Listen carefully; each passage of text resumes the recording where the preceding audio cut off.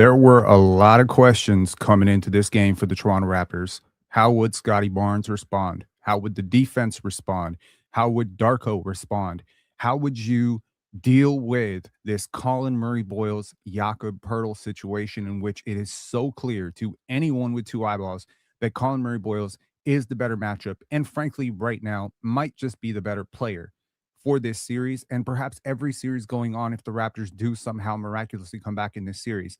And then, of course, there was the other question, the question that I have talked about for 2 straight days since that loss, the question that I talked about, which was Ingram, the distraction, goes to the podium after game 1, says, we're not going to win games if I take 9 shots. Well, congratulations. You got 15 shots in today's game. You managed to come up with 7 points, 5 turnovers, and possibly the worst game of your life. What? This was awful. It's not just that the Toronto Raptors probably could have won this game if they had taken care of the basketball. It's not just that I really do believe that the second half adjustment came a little too late to start Colin Murray Boyles in the second half and pretty much keep Jakob Poeltl on the bench and glued. Jakob Poeltl played 9 minutes in this game, and he came up with 2 points. In those 9 minutes, he was a -7. The Toronto Raptors actually got this kind of close towards the end. If you're looking for hope, you've come to the right place. I will give you hope for the next game. The Raptors have a lot to be happy about. They have a lot to be concerned about as well. But I think to everybody who kind of was listening to myself and perhaps a few others in the Raptor space saying, this is going to be the Raptors' undoing. And it has been the Raptors' undoing for the last 15 years that I've been watching this team. Rudy Gay, DeMar DeRozan, RJ Barrett, Brandon Ingram. This team just believes that putting the ball in a non-star player's hands is going to result in magical offense. This is not a fairy tale. This is not Disney. You have to actually be really good. And Brandon Ingram, the Raptors spent sometimes 8, 9, 12, 13 seconds and 4 or 5 freaking screens to try and get this guy open, only for him to drive into a double team, turn the ball over, get trapped. Now, I will say Ingram competed on the defensive end, although he was not the reason, in my opinion, at all for the Raptors' defensive turnaround. The Raptors' defensive turnaround came because of 4 freaking players. And if you wanted to guess who those 4 players were coming into this game, you could have guessed it. Jamal Shed, Jacoby Walter, Colin Murray Boyles, Scotty Barnes. Under 25, under 25, under 25, under 25. There's your silver lining. The future on this team is bright. Your last 4 years or 5 years of draft picks have not netted a lot of busts, Grady Dick not included. Quite frankly, if you can get proper spacing, if you can get some competent shooters on this team, I think you have the makings of something that could be interesting in a couple of years. You're going to have to nail the draft this year. Some good news coming out of, well, first of all, a little bit of good news, I guess, for those people who are wondering, will Scottie be snubbed completely? Scotty Barnes did not make the 3 finalists for DPOY. However, he was the 5th finalist, and that gives him a pretty good angle, given that all defensive teams are positionless and he is a wing. That gives him a pretty good angle to first team all defense. That will be at least a bit of a concession prize for maybe the disrespect of not being named a top 3 defender. I think he should have been top 3. I think a lot of people believe who've watched Scotty top 3, and tonight he played like a top 3 defender. Was not thrilled about the first quarter with Scotty Barnes. The second quarter, third quarter, and fourth quarter, he participated in some of the best defense this team has played all year. Now, again, the turnovers do you in. Ingram and his lack of production do you in. Jakob Poeltl and his inability to guard in space do you in. RJ Barrett is a point of defender and constantly getting lost off ball is going to do you in. A lack of pull-up jump shooting as it pertains to quickly being absent and this roster being void of that talent in light of Grady Dick not really working out. He would have been one of your better pull-up jump shooters had he, been on the right trajectory to be that type of player.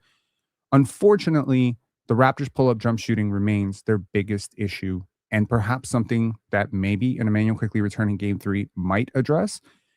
I think the Raptors played faster today. I think they played with a lot more tempo and pace. I think their defensive aggression and pickup points, while high for some people, were effective. Now, of course, James Harden got off in the first half. Donovan Mitchell kills you in the second half. But you hold Donovan Mitchell to 30 points. Is that bad or good? 13 for 23. Some of the shots that he hit were just miracle shots. And you know what? Great players, sometimes they're going to get 30 points.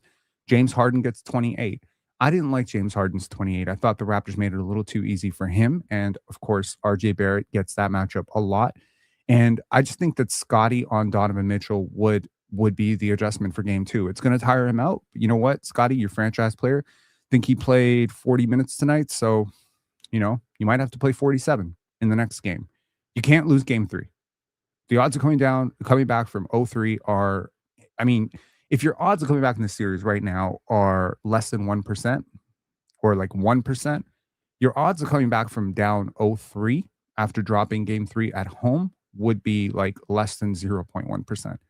So this would require a cataclysmic amount of injuries and crazy shooting variance. The Raptors, of course, last game, I cautioned two things. Number one, this was my prognosis or my projection going into game two. Number one, you're not going to shoot 48% from three the rest of the series. That's just not going to happen twice. You don't have the shooting talent to do it. The right shooters never take the right shots. You have guys like Jamal Shead taking 5 threes. You have Scotty Barnes taking 4 threes. You have Jakob Poeltl who gets 3 for 7 tonight. But honestly, you just don't have the three-point shooting talent to do it. And Ingram, shout out to Brandon Ingram, probably the second best three-point shooter on this team. He only took 3 shots tonight from 3. Everything was more mid-range centric as it tends to be with Brandon Ingram. And I just didn't like Ingram's process at all tonight. And most importantly, did not like Darko's process tonight as it pertains to making an adjustment. Obviously, this team walked into this game with a concerted effort. We're going to get Brandon Ingram touches. He is a good pull-up jump shooter. I'll give you that. But tonight, just couldn't deal with the physicality. They top-locked him again. This time, the Raptors adjusted by setting screens for him to get Dean Wade off of him. Wouldn't let him go. The whistle was still a little bit uneven. Donovan Mitchell gets away with, James Harden gets away with a clear push-off on Scotty Barnes. No call. Gets a friggin' 3 on him, talking all that mess before Scotty started get going. Donovan Mitchell calls a timeout when he doesn't even have the ball. Ball is loose. Darko Rajakovic losing his mind. The replay clearly shows that Donovan Mitchell did not have possession. How do you call a turn? How do you call a timeout? The refs clearly gave the home court advantage to the Cavaliers. Let's see if it balances out when the Raptors come back home. It is, I think, in the vested interest of the NBA that series not end in 4 games. It's bad. So hopefully the Raptors can get at least 1 in Toronto and get this back to Cleveland. But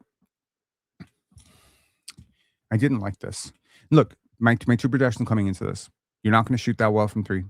So you need to find a way to get into the paint. You need to find a way to get to the line. The Raptors managed 17 free throws tonight. It's not enough. It's not enough. You're going to have to be north of 25, 30 to even keep this close. You have to attack relentlessly, which the Raptors did. They just didn't get the calls. The second thing was the Raptors are going to go out of their way to feature Ingram, and it's going to kill them. And it did. It did. It absolutely did. And you know what? Twitter frying Ingram, holy. I like Brandon Ingram a lot. But when you go to the podium in game 1 and say, me taking 9 shots is not going to win us basketball games, and you put your coaching staff, whether directly, indirectly, intentionally or unintentionally, subconsciously or consciously, on blast, where every fucking thing I've heard about for 48 hours has been the Raptors need to get Brandon Ingram touches.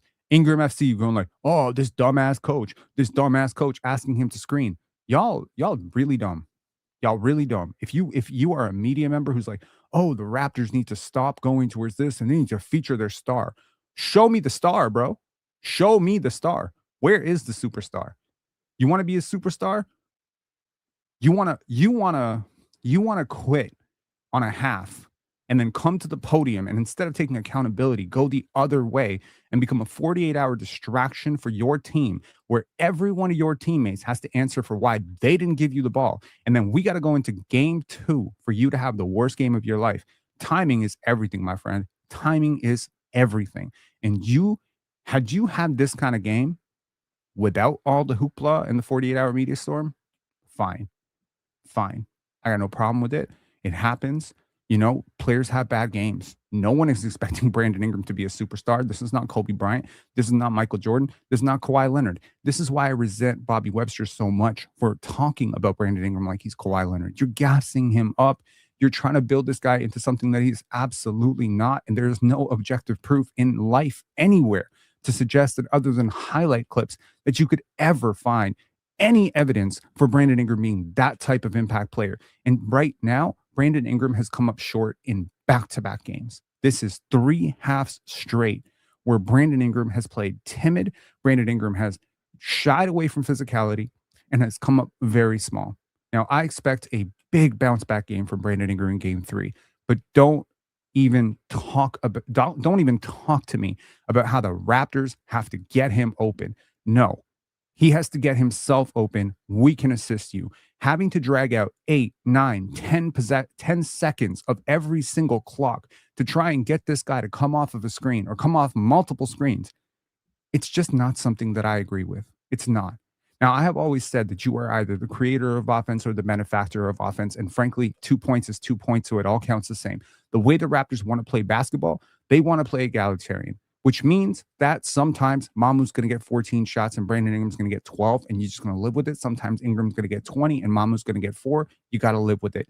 When you are constantly reacting to what the defense is making available to you, as long as every single shot you're getting is a good shot, I got no problem with it. I really am not up here saying, look at Scotty Barnes. He got 26 points, back-to-back 20-point games. Take that, you 0-level score people. I'm not doing that because, quite frankly, Scotty is taking great shots. Point to the bad shot. They back off from 3. He takes the 3. They put Evan Mobley on him. He goes into his body. They put James Harden on him. He goes over him. They open up a transition. He splits in transition. He even had a really nice play where it was like a little bit Luka, where he's playing with Jalen Tyson on his hip and then goes right through Jarrett Allen. Shout out to Scotty Barnes, man. I had a video saying Scotty Barnes needs a patch update. There's your patch update, my friend. There's your patch update. That 3 quarters, quarter 2, quarter 3, quarter 4. That is the Scotty Barnes I want to see for the rest of the series. Prove to this front office, get you space. Every single time the Raptors were able to spread out and get Scotty space, he was able to attack downhill and finish. Scotty played through contact. He played with contact. He played much better. Did he rebound as well as I'd hoped? No. 4 rebounds is not enough. There's plenty to improve on. Did he shoot as well as I'd hoped? No. 1 for 4 from 3? No. Go 2 for 4. We'd be happier. There's more. There's impressive. Scotty was minus 22. Did you watch the game, or are you a box score merchant? If you watch the game and you want to blame this loss on Scotty Barnes, honestly, I'm about to say something I'm going to regret. You don't know ball. Go watch baseball. Go watch baseball. Go watch soccer. Go watch rugby. Go watch curling. Go watch literally any other sport. If you got jack shit to say about Scotty today, you don't deserve to watch this team. You get banned for life. Fuck getting banned from this chat. You can get banned from every chat. Oh, negative 22. You watched the game. If you watched the game and you walked away thinking CMB was the problem, you're nuts. If you watch this game and you're like, turnovers are the problem, you know ball. You know ball. There was a lot of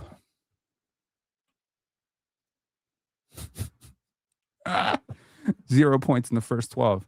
So that means he had 26 points in the next 36. Is he supposed to get points from the bench? Because he spent a considerable amount of the first quarter on the bench too. You want to bring that up? Scotty showed up big, bro. I don't know what the fuck to tell you. Honestly, I wasn't thrilled about how he started this game. He was kind of going for the no-shot gimmick where he just wanted to get his teammates involved. But when it was clear that plan A, i.e. get Ingram open when Ingram starts the quarter 0 for 6, wasn't going to work, Scotty's like, fuck this shit. I'm not waiting. The Raptors played good basketball from quarter 2 to quarter 4. Let's check this out. So here's quarter 1. You lost by 7. It was your worst quarter, and it is the quarter that you spent the most amount of energy getting Brandon Ingram open. When it became clear that the lights might be too bright for Mr. Brandon Ingram, it comes to me that the Raptors won the second quarter. They were damn near tied in the third quarter, and were it not for some late fouls, they would have played them dead even in the fourth quarter, which means Donovan Mitchell got going. Emmanuel quickly didn't play. The refs weren't on your side. Turnovers be damned. Three-point shooting was 27%, and you played this team dead ass even pretty much from quarter 2 to quarter 4. So when Ingram was just willing to take shots, even though they continued to try this little gimmick in the fourth quarter again, like they get on a run and they're like, wait.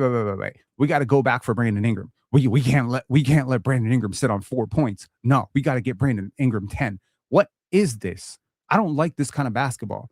If you're a star player, you're supposed to get 20 points. Pretty much you walk on the court, you've got 20 points. The Cavaliers were not focused on getting James Harden fucking 20 points. James Harden got himself 20 points. When you're a star player, you're not a role player. We got to stop treating role players like star players, right?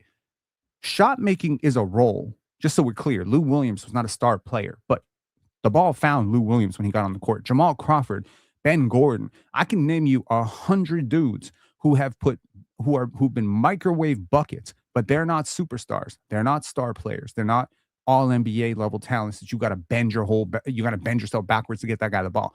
If Nikola Jokic is getting double teamed, by all means, spend 13 seconds trying to get him open. I got no problem. But you know what? You don't got to do that because you get himself open. He'll play through the physicality.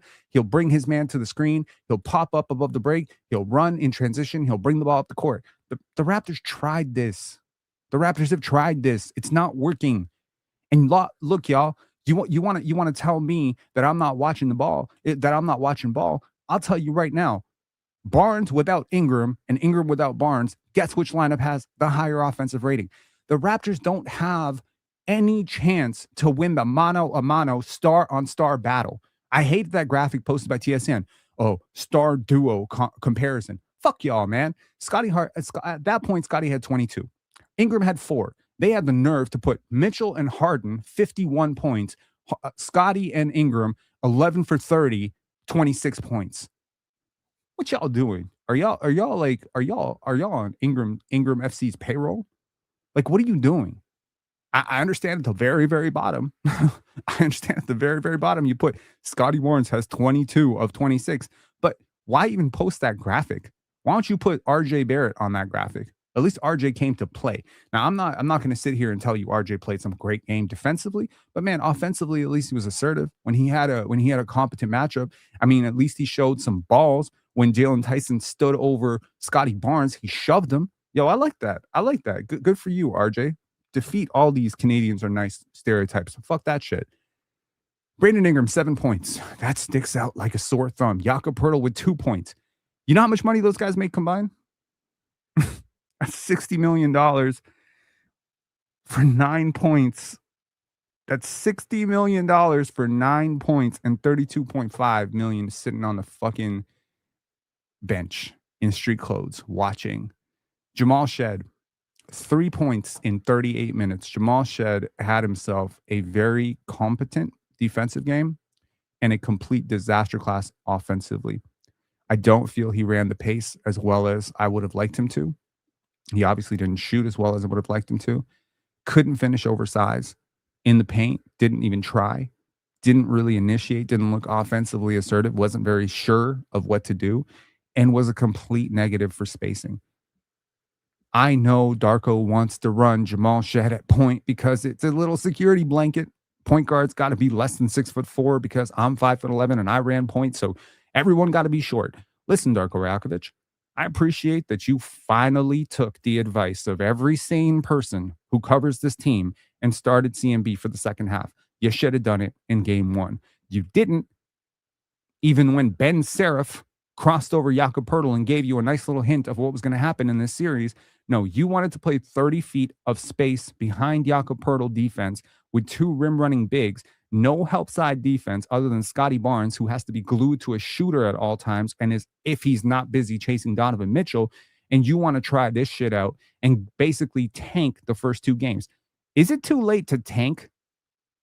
Is that what we're doing right now? Playing Jakob Poeltl 2 straight games? Okay, cool. At least you make that adjustment. Here's my note on the second adjustment you need to make. You need to start one of AJ Lawson or Jacoby Walter in the next game. If Emmanuel Quickly is not playing, I don't care how you feel about the ball handling. RJ Barrett Scotty Barnes and Brandon Ingram are sufficient enough ball handlers that you do not need to do this. Almost every single play where the Raptors truly ran, other than that football pass that Jamal Shed threw to Jacoby Walter, transition was basically because of Mamu and because of Scotty. That is who pushed transition for you today. And frankly, it was because of your defense, which actually did show competitive levels of fight tonight. The Raptors shot 51% from the field. Hey, man, your offense is showing up. And in this game, your defense kind of showed up too. If you take Ingram's 3 for 15 away from the 42 for 83, the non-Ingram Raptors really fucking were efficient tonight. Really. And that really comes down to your bench. Jacoby Walter, 5 for 9 from the field. Good job. Colin Murray-Boyles, another game above 60% from the field. 17 points. 17 points in 26 minutes. And you had this guy on the bench? Darko Rajakovic. Unless you have Bobby Webster breathing down your neck, swearing that he's gonna fire you if you bench Jakob Poeltl. If I see Jakob Poeltl starting in game 3, you are gutless. You are gutless. You're gutless. There's no way in hell you can see the defensive and offensive upgrade the CMB provides and see how poor a job Jakob Poeltl is doing at doing anything against their bigs. Now, I will say this. Jakob Poeltl actually played better in this game than he did in the last game. That's the sad fact. He played better and still got benched. And that's part because the Raptors really have an advantage with Colin Murray-Boyles. I think CMB is a great defensive matchup for Jared Allen and Evan Mobley. He provides switching. He allows you to hedge high. He allows you to get on the guards. He allows your pickup point to be a lot higher. He's a lot faster in transition. Right now, he's more offensively assertive. And frankly, he's just a better defender. Overall, he's a better defender. Analytics be damned. He's a better rim protector right now. He's a better switch defender. He's a better drop defender. He might even be a better rebounder right now. He had 7 rebounds tonight. I am very impressed with what I saw from the Raptors bench. The Raptors bench completely obliterated the Cavaliers bench. On the other side, the Cavaliers got a absolute masterclass from their big 3, and that is Donovan Mitchell, James Harden, and Evan Mobley, who accounted for just about everything that the Cavaliers did. The Raptors did a much better job on closing out to shooters, making sure that players who are not comfortable initiating offense were forced to initiate offense. Scottie did a great job of denying James Harden and Donovan Mitchell the ball on multiple occasions. I have to say, if it were not for Evan Mobley and frankly, just being so open so often above the rim, around the rim, having that size advantage. And look, as much as I want to say good things about Scottie, many times in the paint, he allowed Mobley to go right over him. So you know what? That's on Scottie. He got to clean that up.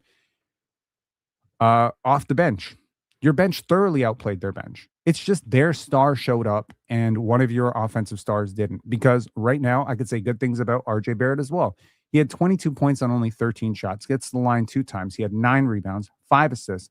Scottie, RJ, and Brandon Ingram and Jamal Shed all had turnover problems tonight. I think Shed, especially in that fourth quarter when the Raptors were trying to make that run, 2 very boneheaded turnovers.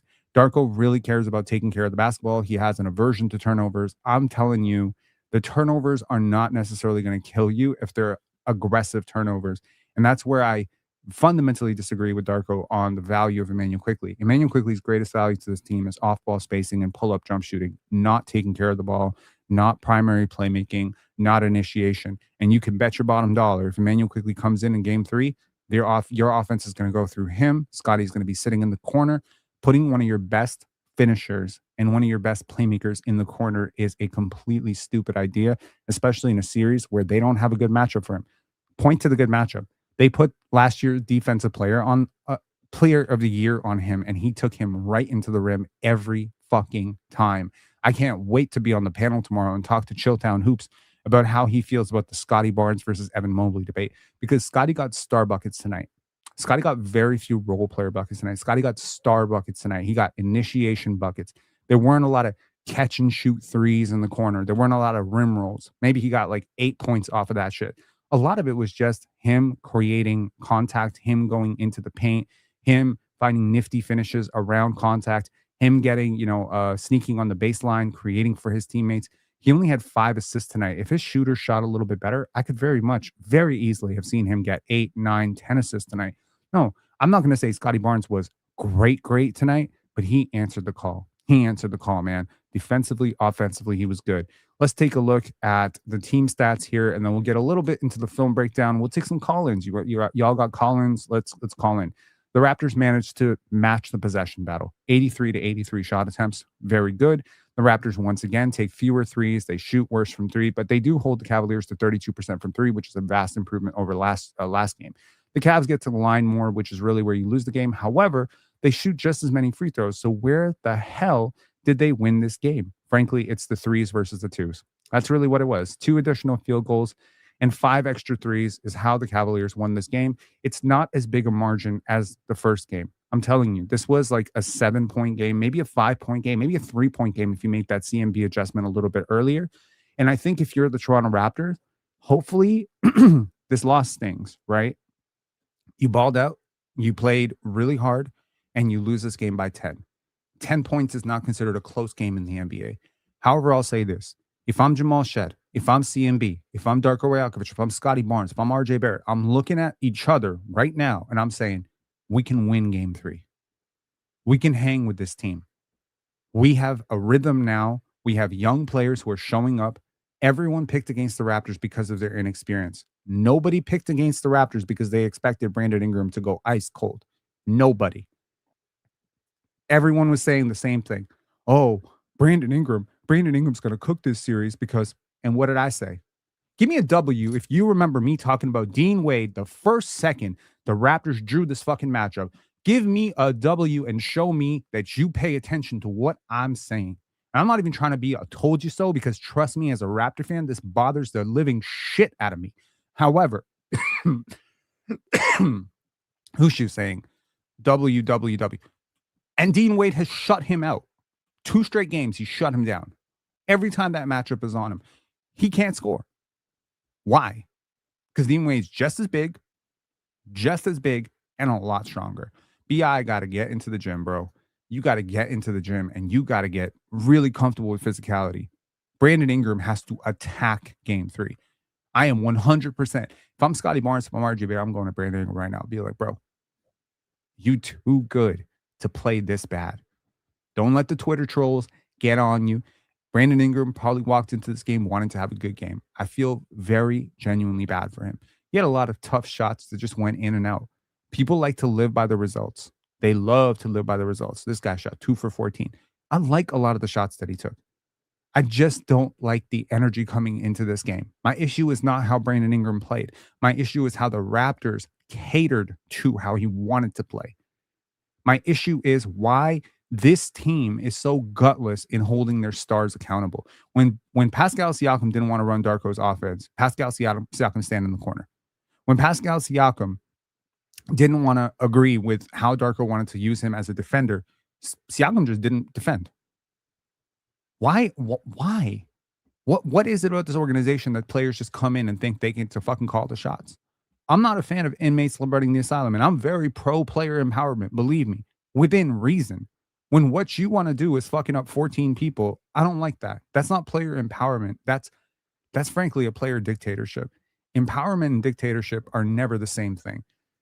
If I'm looking at fast break points, the Raptors had 16 fast break points, and once again, they held the Cavaliers to 2. This is back-to-back games where you have limited transition for them.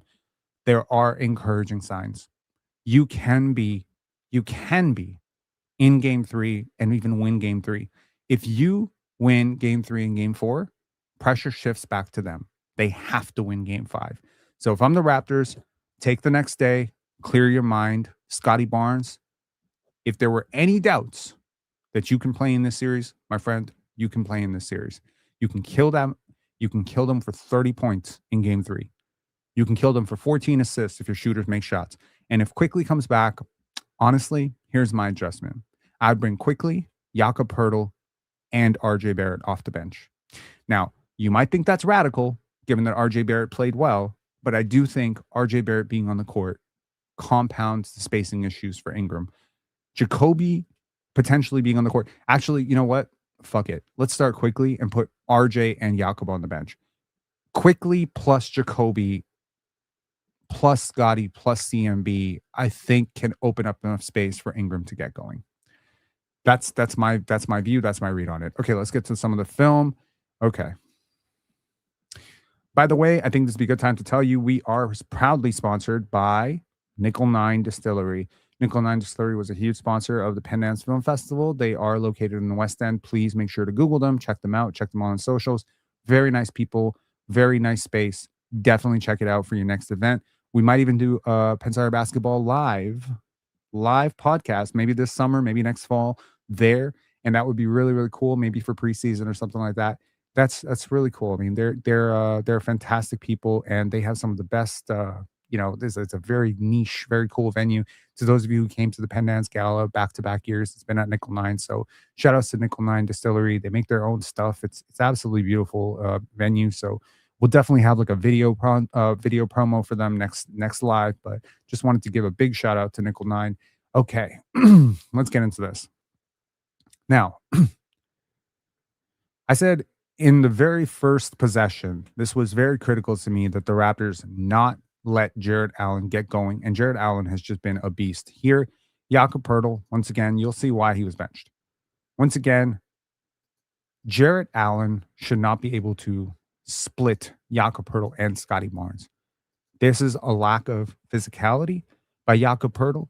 This is a lack of willingness to stand your ground by Jakob Poeltl. You need to be a lot better than this. If you're going to play at all in game 3, I need you to be a lot better than this. I said, this is the way. And you better believe Scotty Barnes is going to get the ball here. So the Raptors are down 10 points in the first quarter. Scotty Barnes comes back in the game. And here, beautiful misdirection, looks off CMB. CMB cuts behind Donovan Mitchell. And basically the Raptors need to do a much better job in game 3. When they look at this film, they're going to realize there's plenty of places where the Cavaliers play weaker defenders like Dennis Schroeder, weaker defenders like Donovan Mitchell, James Harden, Sam Merrill. These are guys you can attack. Frankly, Scottie can attack even their best defenders in space if you get him enough space to go downhill. So can RJ, frankly. So, again, this Ingram thing is just coming down to this. They have better athletes. You have slow twitch athletes. It's just not working. You need to beat them with speed. Okay, let's look at the next play here. Wait, I said nice. What's nice? Let's see. Here. This is the compounding spacing issue of having Jamal shed.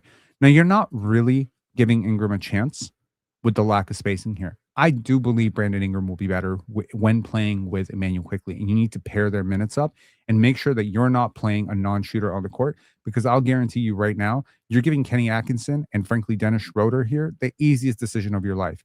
Double Ingram off of Jamal Shed, zero consequence at all. Jamal Shed could go 8 for 9 from 3 in the next game, and they wouldn't change their scheme at all. This is the consequence in the modern NBA, in the pace and space era, of playing non-shooters like Jamal Shed. Now, you might feel more comfortable with him having the ball, but frankly, you're making Brandon Ingram, Scotty Barnes, and RJ Barrett's life a living hell playing this guy. And this is where I think people, who love Jamal, myself included, have to be real about what this guy's future is unless he becomes a 40% three-point shooter. Unless you are a 40% three-point shooter as a 6-foot guard who does not finish well and is not some freak above the rim athlete, you are a third-string point guard. You are starting a third-string point guard, respectfully, till Jamal Shed. This is not shade to Jamal Shed. This is me being real. There are very few backup point guards currently playing in the NBA. Go look down the list. Other than the Lakers, who are completely decimated by injuries right now, but even Marcus Smart. Marcus Smart right now, if he were the backup point guard when Luka and Austin Reeves are starting, are you going to tell me right now that you don't think Marcus Smart would be a better starting point guard right now than Jamal Shed? Of course he would be. Be a great defensive, lineup matchup there. You look at teams like even Portland that are losing games. You forget about San Antonio, forget about, teams like that. But like Peyton Pritchard, like Jamal Shed is on the lower end of backup point guards in the league. And especially among playoff teams, there are some disadvantages here. This is not a qualification of him as a competitor, him as a prospect. This is him as who he is right now, because you are not starting Jamal Shed in 2028 once he's figured out the jump shot. You are starting Jamal Shed in 2026 while he hasn't. And again, situations like this Will, online trolls will make this like, oh, Ingram, blah, blah, blah, blah, blah. Okay, yeah, this is a lack of awareness for Ingram to not see the double. But at this point, if you're Brandon Ingram, you're between a rock and a hard place too, right? You've got like 13 seconds on the clock, so you can certainly reset to Jamal. But what does that really do? What does that do? Does that create an open look for a good shooter? No. Jamal is just going to drive and he's going to kick it back to you, at which point your slow release and his delayed pass or lob pass, because he's not a big playmaker, he's not going to make the pass directly to you, that has to lob to you. That's just going to create another situation where now you're going to have 7 seconds on the clock in the corner where there's even less space to attack than from the middle where you are attacking from right now. And once again, you're going to have to drive into a double team or take a shot. It's not generating enough space for you. And this is a roster construction problem as much as it is a Jamal Shed lack of shooting problem, as much as it is an Ingram problem. This is a lack of awareness. Okay. Now, I like this. Let's take a look here. Jakob Poeltl guarding high. Now, I loved this from Scottie. Okay. This is dangerous. This is dangerous spacing. You're playing so that you're going to trap Ingram. You're forcing Donovan Mitchell to be a playmaker. This was one of my first goals of this series. Force Donovan Mitchell up high to be a playmaker. Now, he's comfortable. He's comfortable. He's not going to sit here and try to split two good defenders here, although I'm sure he could if he really wanted to. But he's going to pass to Dennis Schroeder. Now, last game, this rotation was not coming. Scottie was not going to recover in time. But in this game, he does. And look at that. Scottie right back into place. I think Scottie just moved his feet so much better in this game. Kind of pisses you off that he didn't do this in the first game, because if Scottie plays this level of defense in the first game, you're probably a 2-point loss or a 2-point win. So better late than never, but shit, Scottie, come on. And here, good defense by AJ Lawson forces this really tough turnover, and CMB passes to AJ Lawson, and AJ Lawson, instead of doing that thing that very many Raptors do, which is, stop short, he decides to attack a weak defender in Sam Merrill. Look, anytime you see Sam Merrill open head of steam, Scotty Barnes, RJ Barrett, AJ Lawson, literally anybody, attack him. He's not a good defender. So good job there. Now, Scotty Barnes. Shit, man. End the first quarter. You're bringing it up slowly. I appreciate that. But here, I really hate this from Scottie. This is one of my biggest criticisms of him in the first quarter. And I was like, uh-oh. If we get this Scottie, we're fucked. You see Donovan Mitchell coming over here. Why is he coming over? Why is he coming over to try and trap Scottie's dribble? Who's Donovan Mitchell's man right now? Jamal Shed. Wide open. You've got one decent shooter on the whole court right now, because Darko does not understand what most children understand right now, which is you cannot survive a modern offense with 3 non-shooters. Right now, you have one non-shooter in one corner, one, granted, 42% three-point shooter, but literally AJ Lawson scares nobody as a three-point shooter right now in the other corner. And you have third offensive liability and offensive non-shooter in Jamal Shed popping up a break. And literally none of them are good options to pass to right now for Scottie. You're really picking between 3 bad options and one possibly decent option in Jakob Poeltl here.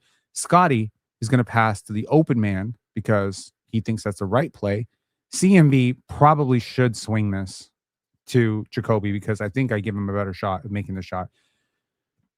But honestly, forget all of this. Go up here. Don't pass. Go right through Dennis Schroeder. Force them to call a foul. Now, I don't know if y'all noticed this. Players who are 6'9" and taller have a really tough time getting calls. Jamal Murray, he has no problem getting calls. James Harden, Donovan Mitchell, no problem getting calls. Scotty Barnes, Nikola Jokic, good luck. The refs are like, go fuck yourself. You're too big. I'm not calling fouls for you. So this is just, unfortunately, Shaq would tell you the same thing. Like, Shaq would be like, look, I just didn't get as many calls as I should have. Okay, here, RJ Barrett draws a second defender. Good job. Jakob Poeltl gets the ball above the break. You're seeing 2 at least positive shooters on the court in Sandro Mamukelashvili and Jakob Poeltl. The spacing looks a lot better.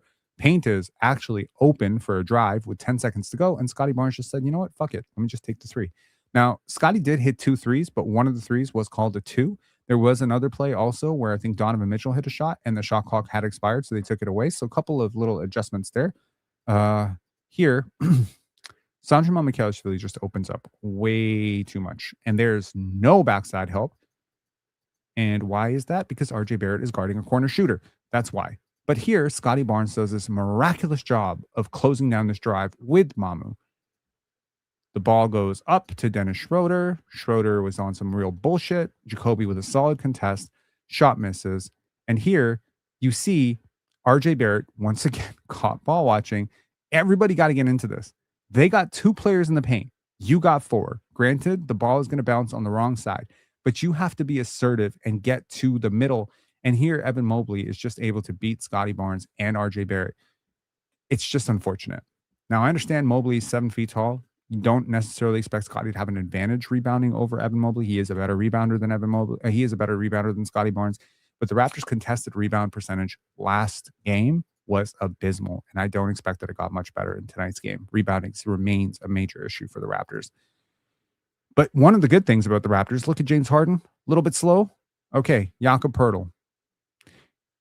They really should call him Jakob Turtle, because this one advantage, can you imagine Ulrich Chomsky right now? Just sprinting past Jared Allen and James Harden as Scotty Barnes just gets the easiest assist of his life, or a Tyson Chandler, or like literally a rim running big like Derek Lively. But no, Jakob Poeltl is going to trot up the court slowly. Scotty Barnes says, fuck it. I'm not waiting for anybody. I'm just going to take Dean Wade. This is the guy, by the way, who's been shutting down Brandon Ingram, right? You know why you can't shut down Scotty Barnes? He's too big. He's too strong. He's too strong. You don't think the Cavaliers after tonight would put Dean Wade on Scotty Barnes? He just body him. They got to put Evan Mobley on him, because Mobley is possibly the best defender on Scotty Barnes on that team, which means you don't have a good defender for Scotty Barnes, which means you got to feature Scotty as your key guy offensively. I hate to say it. It's true. You got to do the off-ball actions and screens for him. He shouldn't be setting screens to open up Ingram. Ingram should be setting screens to open him up. And that's my issue with this entire series, is you need shooters, actual shooters, to set screens for Scotty. Why can't Ingram set a screen for Scotty? Do you know what that would do? That would do fucking wonders to get Scotty downhill. But Ingram won't do it. So instead, Scotty, who's also not a great screener or a very frequent screener, and CMB and Jakob Poeltl have to waste all this time screening for Brandon Ingram. You know how many times tonight CMB took RJ's man out so that RJ can get downhill, or Scotty's man out so Scotty can get downhill? Everybody got to work together for someone to score.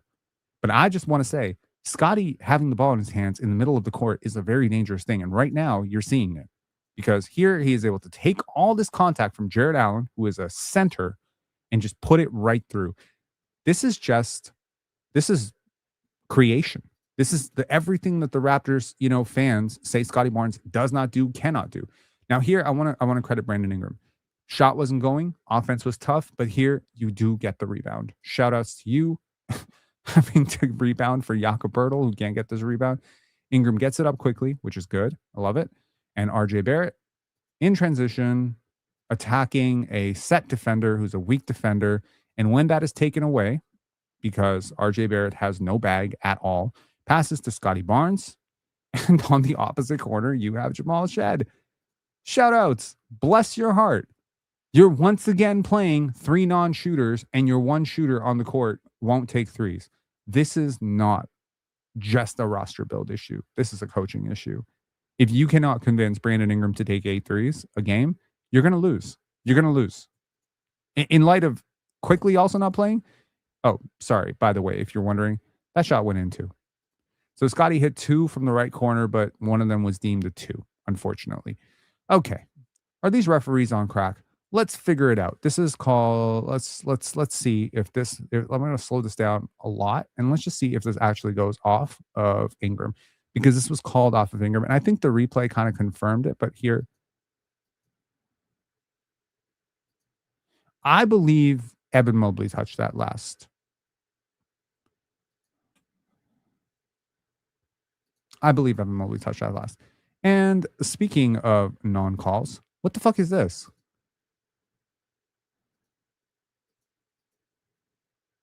That is a clear push off. Scotty's not flopping. Look at that arm extended. That is a push. If Scotty did that to James Harden, he would be tossed from the game and probably imprisoned. But he can just do this? Well, if he can do this, he's not guardable. You can't guard him. If he's allowed to do this bullshit, you can't guard James Harden. Congratulations. Nice to be in the playoffs. welcome to the playoffs, goodbye from the playoffs. And he has all the time in the world. Ingram comes back and bounce, bounce, bounce, soft rims over in Cleveland because this is like 2 shots that kind of went in like that. One for the Cavs, one for the Raptors. Okay. Cool. Here we got 3-pointer from Jacoby Walter. Look at that screen from CMB. Continues to kind of hold Sam Merrill. Merrill is not able to close out in time. And this is what I'm saying. What if instead of CMB setting this screen for Jacoby, right now, Brandon Ingram, if he were on the court, could set a down screen for Scotty Barnes? It would unlock a lot. Now, you don't have a stretch big to screen for Scotty. The reason you want to stretch big to screen for Scotty, but what about when Ingram and Barnes are playing the 4-5 or the 3-4-5? Could you possibly get Ingram to screen for him there? This is just a matter of like, Kevin Durant is a much better player. Steph Curry is a much better player. LeBron James is a much better player than Brandon Ingram. All of these guys will set screens to get their teammates open. I just don't understand this mindset of players who just don't want to do all this other stuff. It's kind of sad. Okay. Also kind of sad. Also, I feel bad for RJ kind of picking on him like this, but we need to talk about your defense and your defensive. It's not even defensive like skills here. This is just a lack of brain power. Why are you playing? Like, what are you doing? He's not a 3-point shooter. Why are you closing out this way? And here you're holding him, and it's just pointless. Like, your defensive instincts are so poor, it is actually ridiculous. Okay. Now, Brandon Ingram had 0 points in the first half. Here, Scotty Barnes passes to Jamal Shed. Jamal Shed passes to, and here Ingram unfortunately gets his foot on the line, and that's 2 points that the Raptors give up because Scotty Barnes and Brandon Ingram have their foot on the line. It's unfortunate. You could literally take 1 inch back and you get 3 points instead of 2. What made this play particularly heartbreaking is on the very next play, Evan Mobley hits a 3, and he does manage to get his feet behind the line. It's the small things, man. It's the small things. Okay. Now, this is a bit of the defensive aggression and, frankly, scheme that you're able to run with Scotty Barnes and CMB, both being so switchable and so versatile and so quick. This is a guaranteed 2 points. Guaranteed 2 points for Jared Allen in game 1. But tonight, nope. Scotty Barnes is able to take the contact. Allen is blocked at the rim.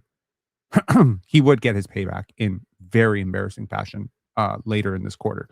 Here, Evan Mobley gets the ball. He's going to go up. Scotty Barnes goes straight up. Principle of verticality goes straight up. And as Mobley is going up, CMB beats him to his apex and blocks it away.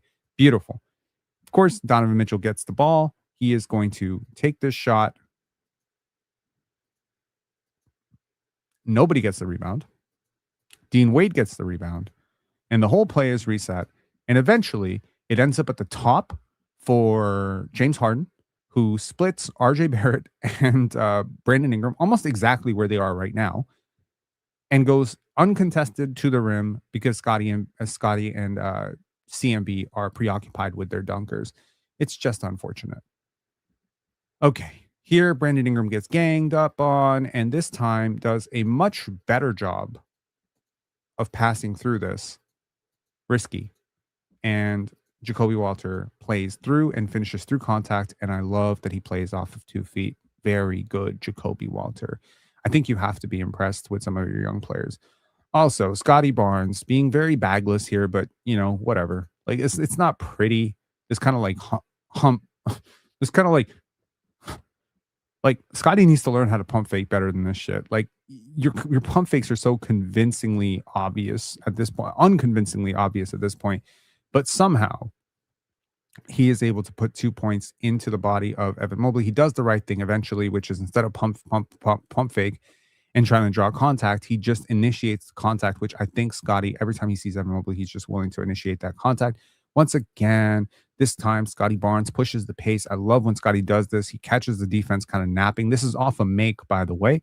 The Raptors are down 8, 1:30 to go in the third quarter, 1:40 to go in the third quarter. And here you see Max Strus caught sleeping somehow. Just watch Max Strus in the top corner. He turns his head for a millisecond. The second he turns his head, look at RJ Barrett, because he knows if I cut, Scotty's going to find me. Max Strus caught sleeping. And this time, RJ, easy two. Probably should have been an and one.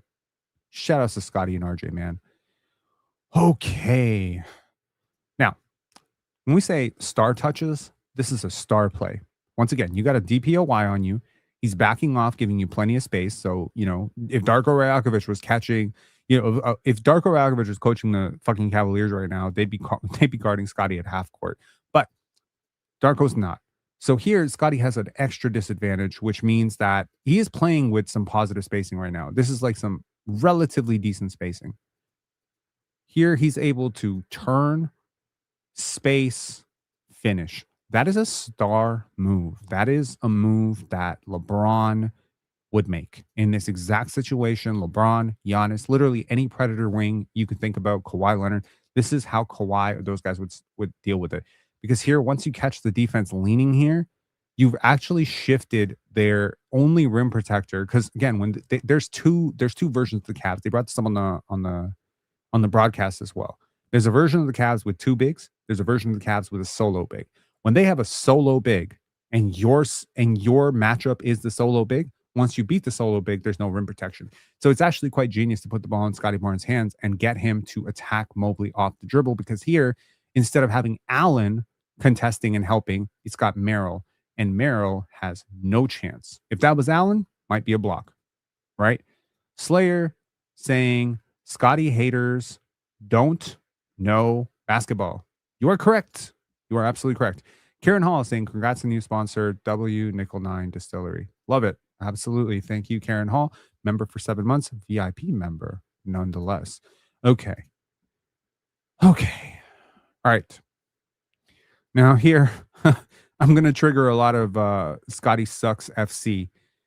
This is actually a very impressive play. Now, Scotty has made plays like this, I want to say about 25 to 30 times in his NBA career. This is not common. This is called like playing with a considerable amount of poise and pace, right? Like if you're being honest, like this is impressive. This is impressive shit. Scotty Barnes takes the screen from CMB. Now you got Jalen Tyson on his hip. How many times have you seen Luka, Jalen Brunson, Shai Gilgeous-Alexander play like this? And here, Scotty's able to take right through and go all the way, takes the foul. Obviously, I think he got a foul on that, or if he didn't, he should have gotten a foul for that. And I said here, and this is the thesis of this entire video, the present might be a little bit bleak, but the future is very bright. Here, Scotty Barnes, once again, attacking Jalen Tyson off the dribble. One cross, one bump. Take. And look at that fucking pass. Look at that pass. Here we go. And CMB finishes through contact. Very, very good. Now, if you want an example of some of the Raptors' attempts to get Ingram the ball, look at this effort from Dean Wade, kind of holding him here. First, Jakob tries to set a screen to get Ingram to break free. Doesn't happen. Miscommunication. Jacoby's not strong enough. Here, Ingram once again manages to get himself stopped and held. And here we have wasted 8 full seconds to get a guy a ball who went 2 for 14 and had 5 turnovers. It's just not worth it. Okay. Once again, Scotty Barnes, fourth quarter. We're down 11. Scotty got to make it work. And here, spin. Evan Mobley goes right through him. Once again, I'll remind you, that is last year's Defensive Player of the Year. And this time, Scotty takes the matchup, which he had quite a few times, and the Raptors didn't find him when he had Harden or Mitchell on him. But this time, he finds himself, and he just says, fuck it. And here, Scotty's just going to go over the top. Boom. There goes the dynamite. If you're a Raptor fan, you can very much rest assured you absolutely do have a franchise player. He may not be where he needs to be right now. He may not be exactly where he needs to be right now. But one thing I really believed about Scotty Barnes coming into this series is that Scotty Barnes is the playoff riser. Scotty Barnes is not shy for these big moments. I hated game one for him. I absolutely did. I thought the defensive effort was putrid. I thought the body language sucked. But in tonight's game quarter two, quarter three, quarter four, I think Scotty Barnes figured it out. I think Scotty Barnes figured out if I don't play like the star player, we don't have a star player. That's where we're at. That's where we got to be at. Daryl, if you still got time, bro, call in. I know, Daryl, you were waiting for a bit, but unfortunately, we were not able to get the call in. I'm sure people would love to hear from you, and I would love to have a conversation. As it stands right now, the Atlanta Hawks are up by 2 with 33 seconds to go against the Knicks. Oh my God. Is an upset? Oh, they're up by 4. The Knicks are joking. Damn it. The Hawks are about to win. How's Jalen Johnson doing? 17 points. CJ McCollum, 32. Shout outs to the Atlanta Hawks, man. Shout outs to the Atlanta Hawks. They're about to pull off a major upset here. Major upset. They're about to get home court advantage from the quote unquote title favorites or Eastern title favorites. I told y'all, man, you cannot play basketball with 2 defensive liabilities that big. We got Daryl calling in. Professor Pixel, what's up? Hey, how's it going? It is going, man. How are you doing? I'm doing well. Just catching the last minute of the other game. Upset incoming. Upset incoming, indeed. This is crazy to me that the Knicks would manage to blow this. But yeah, well, oh, nice. What up? What 11 happened? seconds left. Big steal. Atlanta just got a dunk, and they're up 107 to 103 with 10 seconds left. I think it's over. Shit. That's tough. So man. Now, but I mean, that perfectly calls back to what some of us were saying is when we drew Cleveland and so many people were celebrating. I was like, I don't know. Well, that's exactly how I felt. I wanted New York. You did too, yeah. Yeah, I wanted New York for this exact reason. And it's not to say that based on how Ingram has played. I just don't like, again, I think Ingram has a lot of difficulties facing their bigs. And because the big that New York would play that could give Ingram trouble would be Mitchell Robinson, and you could just get away with the hack of Mitch. I actually think Jakob Poeltl being on the bench. Like if you look, here's the thing: the Raptors never played a starting lineup that they played in the second half against the Knicks. If they played that starting lineup with CMB at the 5, guarding Karl-Anthony Towns, I really do think Karl-Anthony Towns would be in a box, like a casket. I'm not even trying to disrespect Karl-Anthony Towns, but CMB takes away everything that dude likes to do. It's like he was born to defend Karl-Anthony Towns. So yeah, for sure.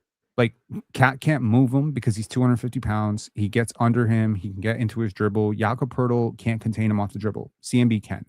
And as it pertains to like rebounding advantages, I just think if the Raptors, and again, like Jalen Brunson would have created problems. It's not like Donovan Mitchell and Harden aren't creating more problems, right? So this is where I'm at right now. That's how I see it. I think the Knicks would have been a better matchup for the Raptors, but unfortunately, that's not how it broke because Orlando decided to fucking tank. Yep. And now Orlando, I have a conspiracy theory. I think Orlando intentionally. Wait, you said 110, 106. What's going on here? It was 110, 107. Why? What's going on now? I'm sorry. 107, 103. It's 107, 106, dude. Oh, now it is. Yeah. No, I see that. There was a 3-point shot just now. I'm a little delayed, obviously, being halfway around the world, but 7 seconds left. 107. Jalen Brunson making a 3. So if they foul now, get two points, and then they got to hit another 3. Okay. Yeah. We got some super chats we got to deal with here. One sec. Bill Withers, always with the Scotty support. He said, MVP Scotty. He can torture so many of the Cavs players. It's a mismatch. That's the key to easy offense in the playoffs. I agree. Absolutely. Yep. We're also going to bring Coach Mo on momentarily. And my man B-Mac Fisher, never ever going to fill in the super chats, but always with the support. Shout outs to Brian. I hope you caught that little Scotty snake dribble, man. That was cool. Like man, yes. Like, I actually felt like really proud for him because playing with a defender on your hip and then finishing with 2 feet over Jared Allen is like the definition of a shot creator in the playoffs. That's a hard shot. Yep. Like, you're playing One thing that I 3-on-1. like, one thing that I like is Scotty's handle is on display in this series for the world to see. I mean, it's he has no problem with his handle. He has no problem. You know, he's not the most dynamic in the world, but he has no problem with his handle now. It's still a little high, in my opinion. It's still a little bit loose sometimes, but yes, you're right. It's a very functional handle. It's gotten to a point where it's so much better than it was, and he can get skinny and get into like really, really tight places, and he can get to where he wants on the court. Like that's really at the end of the day, like what you need. Misses free throw 2 of 2. What? Oh no. Sorry to spoil it. Mikal Bridges just lost in the game. Crazy. This is crazy. Atlanta wins by 1 point. Yeah. Wow. Well, that's the thing is like New York has players that can't hit free throws. Bro, CJ McCollum just missed 2 free throws with the game on the line. Almost cost him the fucking game. No, I know. Wow. I know. Okay.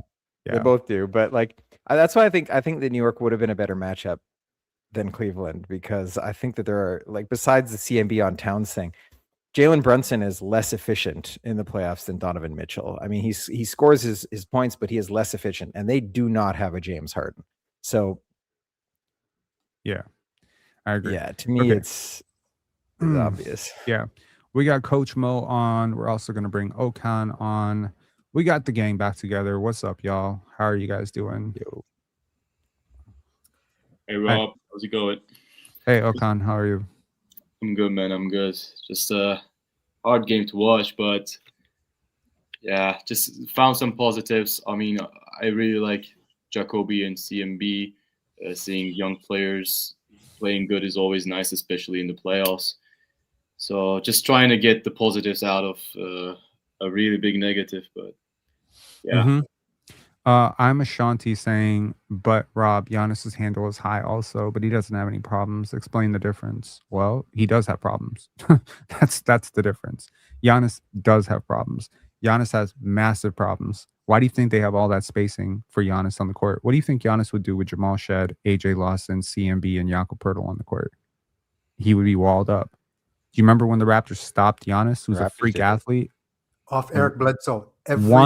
One negative shooter, and Eric Bledsoe is not even close to as bad as some of the shooters you play. But Eric Bledsoe is why we went to the NBA Finals. Eric Bledsoe is absolutely why. I'm not even exaggerating. Absolutely, they had a game plan. In game 3, Marc Gasol, Serge Ibaka. Everyone gives credit to Kawhi Leonard for like, I'm gonna go guard Giannis. Go back and watch that series. That's not really what happened. That's part of what happened, and I'm not gonna say that Kawhi's defensive aggression didn't go up a lot. It did, but Fred VanVleet started hitting shots. Game 3, that's one part of what happened, and Giannis Antetokounmpo was shut down by the wall. That's what happened, and Eric Bledsoe could not make them pay. So right now, the Bucks have a nice little modus operandi. We don't play non-shooters with Giannis. That's why you have AJ Lawson. That's why, sorry, not AJ Lawson, AJ Green. That's why you have Damian Lillard come in. That's why you have fucking Kyle Kuzma, Chris Middleton, Brooke Lopez, Miles Turner. Go down the list. Are the Raptors stupid? It's not like look, I think Scottie is very unique, but it's not like he's an alien.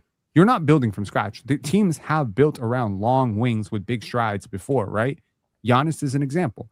So if you want to get Scottie to the level that Giannis is at, I'm not even saying he's as good, but I'm saying like if you want to get him something close to that, if you want to have your own version of a Giannis meets Jokic type of player, just get him some space. If Scottie had space, he's a better passer in those spaces. He'd be a better screener in those spaces. He'd be a better shooter in those spaces, and he'd be a way better finisher. So it's I don't know what the Raptors do with Jakob Poeltl, man. Benching him in the second half is a bad look. It's a very bad look. I'd never play him. I would have faked an injury. I'm not even kidding. Just to save him from himself. But when IQ comes back, do you have to play Yak? Because IQ and Yak play well you together? Can't play Shed 38 minutes. 3 points in 38 minutes? Yeah. They don't guard him. He never attempted a non-3. He's not a threat to get in the paint and score. He's 5'5". One of the centers. He's easy to stop in the paint because of his height. Yo, if I ever take a picture with Jamal Shed, y'all are gonna find out that I'm an inch shorter than Jamal Shed, and I'm gonna come back to this 5'5" comment and fucking fry you for this because I'm pissed. Jamal Shed's an inch taller than me, bro. Also, yesterday we watched Mo Gilligan. I want to give a shout out to Mo Gilligan, man. That dude is one of the best comedians in the world. I was crying how funny this guy was. So shout outs to Mo Gilligan, man. And if y'all want to listen to something funny on Netflix after this live, if you need like a good vibe check before going to sleep, Mo got 3 specials on Netflix. I highly recommend them, especially the last 2. He is so fucking funny. So funny. I'm aware of him. I know who he is. It was at the Danforth Music Hall. That's what it's called. Danforth Music Hall? Danforth Concert Hall, something like that. Yeah, it was cool, man. It was great. Like Toronto really showed up for him. It's a great crowd. I want to bring up the BI thing that I noticed where it's not his fault. The spacing is just horrible, but there are times where I'm watching him isolate and he doesn't have to spin. He doesn't have to because when he turns his back, they double team him and it's getting pretty obvious that's their game plan. He could just shoot over the top. The problem with Ingram is he can't attack quick. He needs to do a couple dribbles. He's slow, which is easy to double. He's not quick. Like Kevin Durant's quick. He catches and he shoots. Kevin Durant's everything's off 3 dribbles. With Brandon Ingram, everything's off 5 dribbles. If Ingram could play his entire game off 3 dribbles and just be a lot more efficient, he'd be a lot better player. He'd be like a 5-time All-Star. I said this in like one of my lives too. I was like, you know what? Like, it's pretty obvious to me that a player like Brandon Ingram, if he ends his career as like a 3-time, 2-time All-Star, he will have fallen like 5 All-Star games short of his talent level. Because he's talented. He's really talented. He's a good basketball player. But you need a roster construction around him that can get him open. He needs to be a lot better. He's not good enough to have a roster constructed around him, to me. He's just not good enough. I agree with that. But at the same time, defenses do respect him. And if you don't respect him, if you gave him the same coverages that RJ Barrett got tonight, he'd have a lot more points, bro. Yeah, but even he can't even score in tight spaces like RJ's a pinball. Right.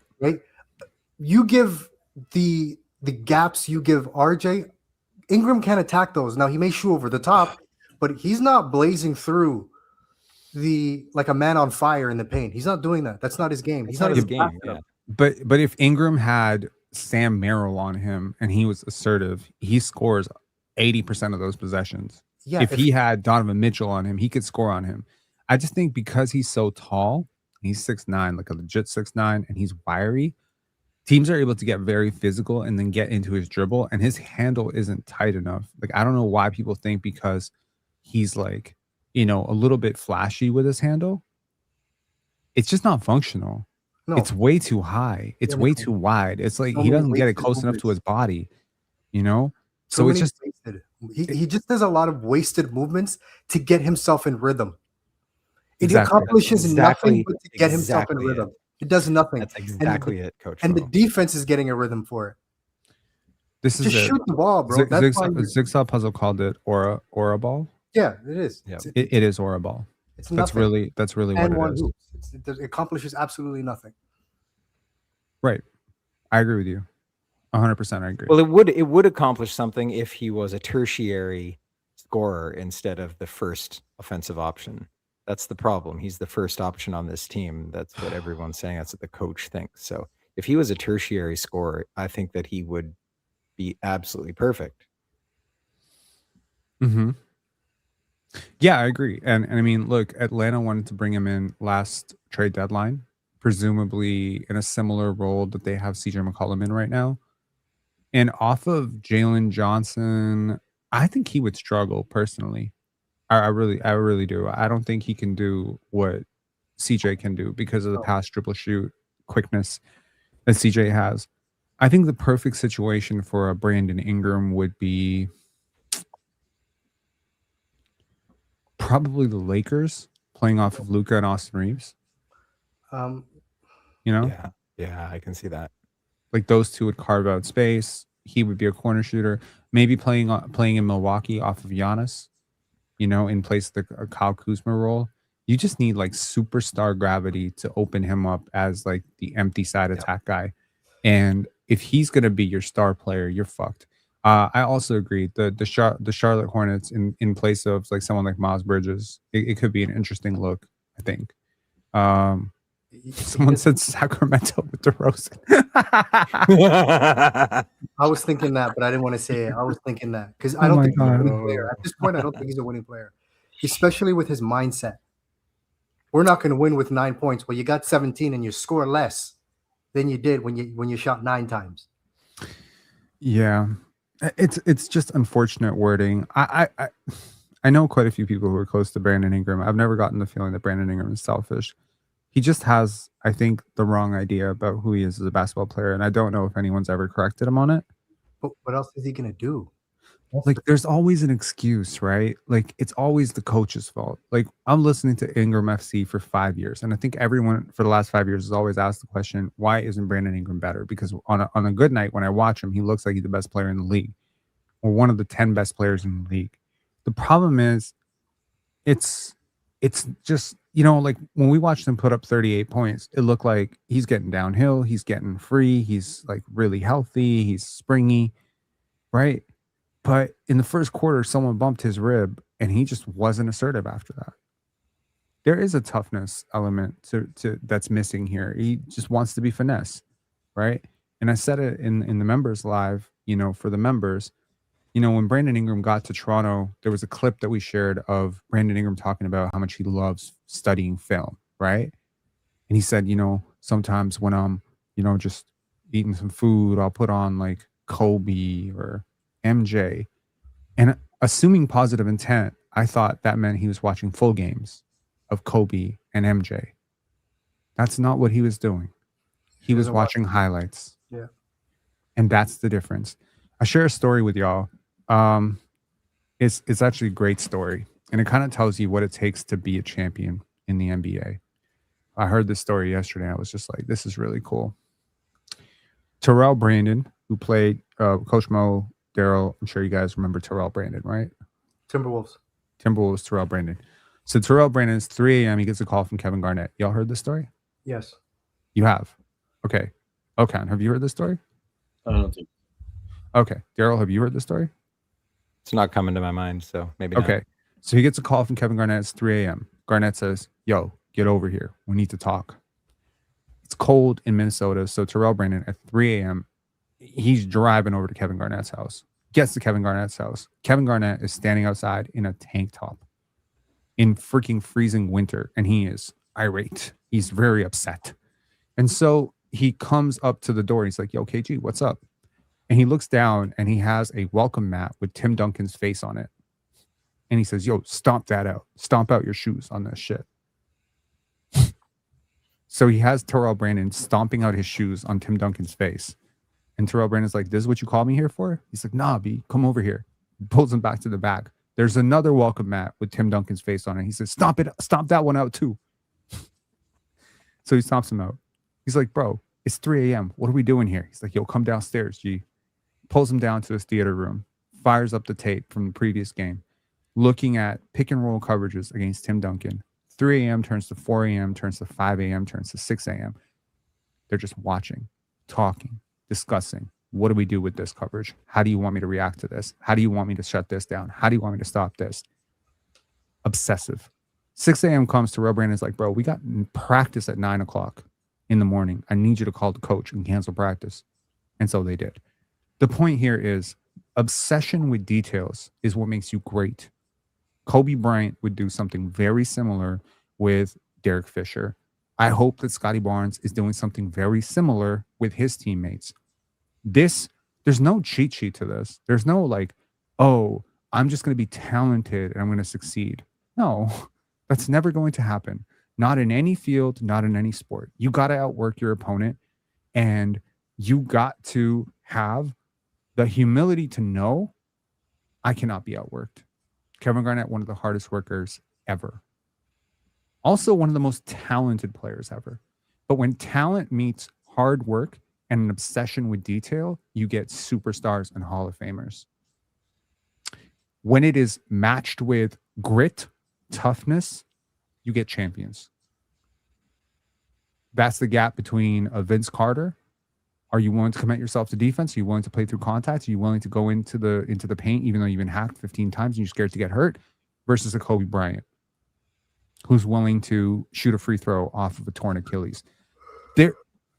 Championships are not for everybody, bro. That's why we only win one.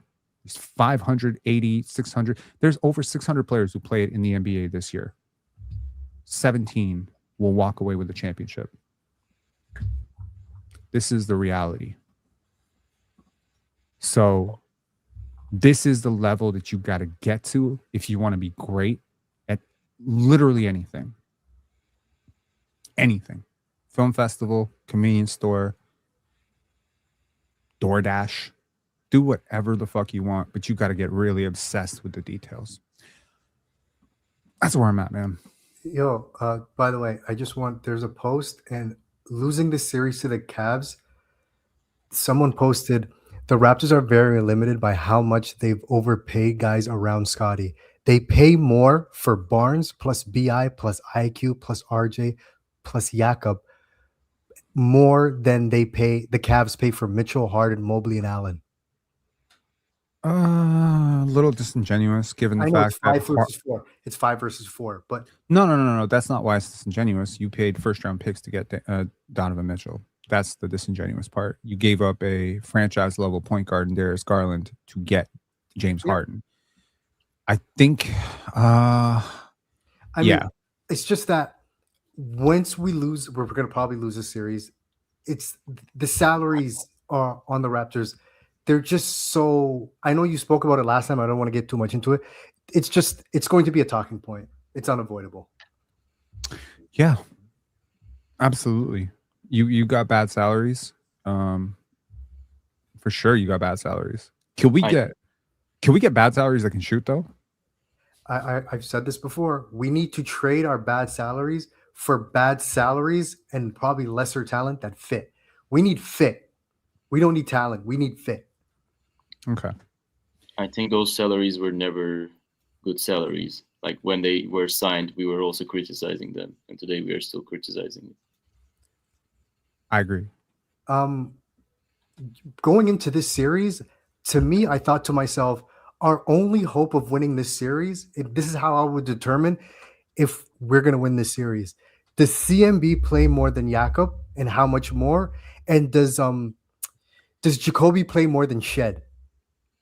That was going to tell me if we're serious about this. Because I don't think you can win with Shed playing as much minutes as he's playing.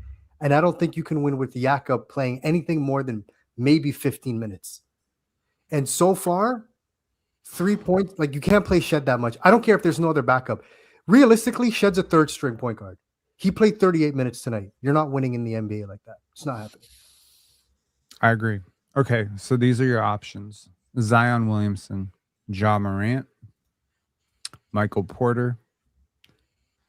Sheesh. Who else might be available at a high price tag? Desmond Bane ain't available. 5 first-round picks. Jaren Jackson, 3 first-round picks. Rudy Gobert. Kyrie is definitely my top target. Chris Middleton, his contract is expiring. Jalen Green, at the very least, he's talented. Jeremy Grant, I mean, this might be your move. Jeremy Grant might be your move. He sucks. He sucks horribly, and the contract sucks, but maybe you get off that 1 year earlier than Jakob Poeltl. Can he play in this series? Jeremy Grant? Yes. Yeah, he could. Yeah, he could play terribly, but he can play. Yeah, but he'd at least he wouldn't get. I'll tell you this right now: if Jeremy Grant doesn't play for the Portland Trailblazers against the San Antonio Spurs, they probably lose by 2 instead of by 10. He was bad. Tyler Hero expiring contract. I mean, you'd have to add a pick to that to get him. Unfortunately, I would. Jordan Poole, like, are you so starved for shot making that you want to take a contract year Jordan Poole on your team? Shit. Nick Claxton, Devin Vassell is not available. RJ Barrett sucks. Player option, Andrew Wiggins. Wiggins fits. He definitely fits. But you're And gonna now we're just out of the weeds of like really high level contracts, and you getting into DeAndre Hunter territory. DeAndre Hunter sucks. DeMar DeRozan, terrible fit for this team. Trey Murphy, it will require you multiple first round picks, guaranteed. They're allegedly looking for 3. Aaron Gordon ain't available. Damian Lillard, that's a stretch contract. He's not available. Naz Reid ain't available. Nikola Vucevic. Like, you're just running out of bad contracts. There just aren't bad contracts. Like, those Bradley Beal $45 million contracts just aren't existing. Teams are so much smarter about how they hand out contracts. You could argue you have 3 of the 5 worst contracts in the NBA on the same team right now. Very easily make that argument.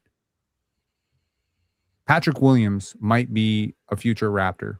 You might have to take this dude on just to get off of Jakob Poeltl. And that's the depressing part about this. Duncan Robinson, I mean, functionally, you would assume that like Klay Thompson expiring, maybe that's a way out of this. Terrence Mann, I think Terrence Mann might be a dude that like low key, like I know Scotty knows Terrence Mann, like they work out together and shit. So that could be a dude, maybe a deal around Terrence Mann and Day'Ron Sharpe, Daniel Gafford. Maybe if the Mavericks want to go a little bit younger, that could be a guy. PJ Washington could be a guy. Like, you're really talking about guys on like some bad contracts here, but like maybe just more functionally capable of fitting into what Darko wants to do. Corey Kispert, I don't see the Hawks moving off of him. Herb Jones, I mean, he's had a kind of cold year. Maybe they would look to move off of him, but you probably have to add a pick if you're throwing bad contract their way. Bobby Portis, if Giannis gets moved, maybe, a stretch big. Zach Ricochet, if you want to take on a reclamation project. Maybe Jabari Smith if he continues to play poorly. I mean, again, it's slim pickings. You're not getting like perfect synergistic matches here. Moses Moody, I like Moses actually a lot. Keegan Murray, you'd have to add picks to that, and that's assuming that Sacramento would ever do that. So these are just like, I mean, we are down to the 156th highest paid player in the league right now.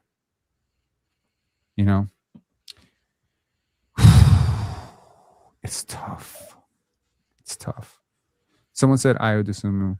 Well, provided he doesn't stay with the Timberwolves this summer, like you could sign him for the full mid-level, but you need part of your mid-level to sign Sandro. And I am still of the opinion that you need to sign Sandro. Rob, a quick question. Do you think, this is like conspiracy theory, but do you think Darko got the okay to bench Jakob at halftime? Oh no. Okay, so when I was watching the first half, and my thought was Darko threw this game. Why? Because he started Jakob Poeltl, and he played him for like 6 minutes straight. You talk about, when you said, "Oh, Scotty got aggressive in the second half," because most of the 9 minutes Jakob played, I think 6 of them were in the first quarter. Jakob is a double whammy. Okay, I know Shed doesn't really spread the floor. I know RJ doesn't really spread the floor. I know CMB really doesn't spread the floor, but they're at least not physically in the paint. They're at least not physically a third, fourth defender wearing Scotty's jersey. So at the very least, they have to stand somewhat near them at the 3-point line. And then here's the double whammy.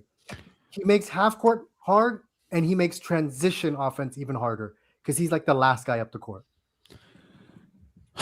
Like, he basically can't play. Coach Mo, let me take you on a journey to the past. Oh no, it broke. What? Oh no. What? Oh no. Uh-oh. What? The Toronto Raptors have traded for Jakob Poeltl for Khem Birch, a protected 2024 first-round pick, and 2 future second-round picks. Fuck! Had the same reaction. Wait, sorry. What did they give up? Khem Birch? A protected 2024 first-round pick and 2 future second-round picks, sources tell ESPN. Oh my Oh my God. No. Now I really want credit for being the first person to bring up that fucking Jakob Poeltl pick. Shit. To what end? Like, are they reuniting Yak and Skills? Is this what's going on? Like, are they? They are. To what end is a great Oh question. no! Does this mean Pascal's not going Still don't know the anywhere? answer. For sure. No, come on. This is top 5 moment in this channel history. Top 2, and it ain't 2. Let's go back to this.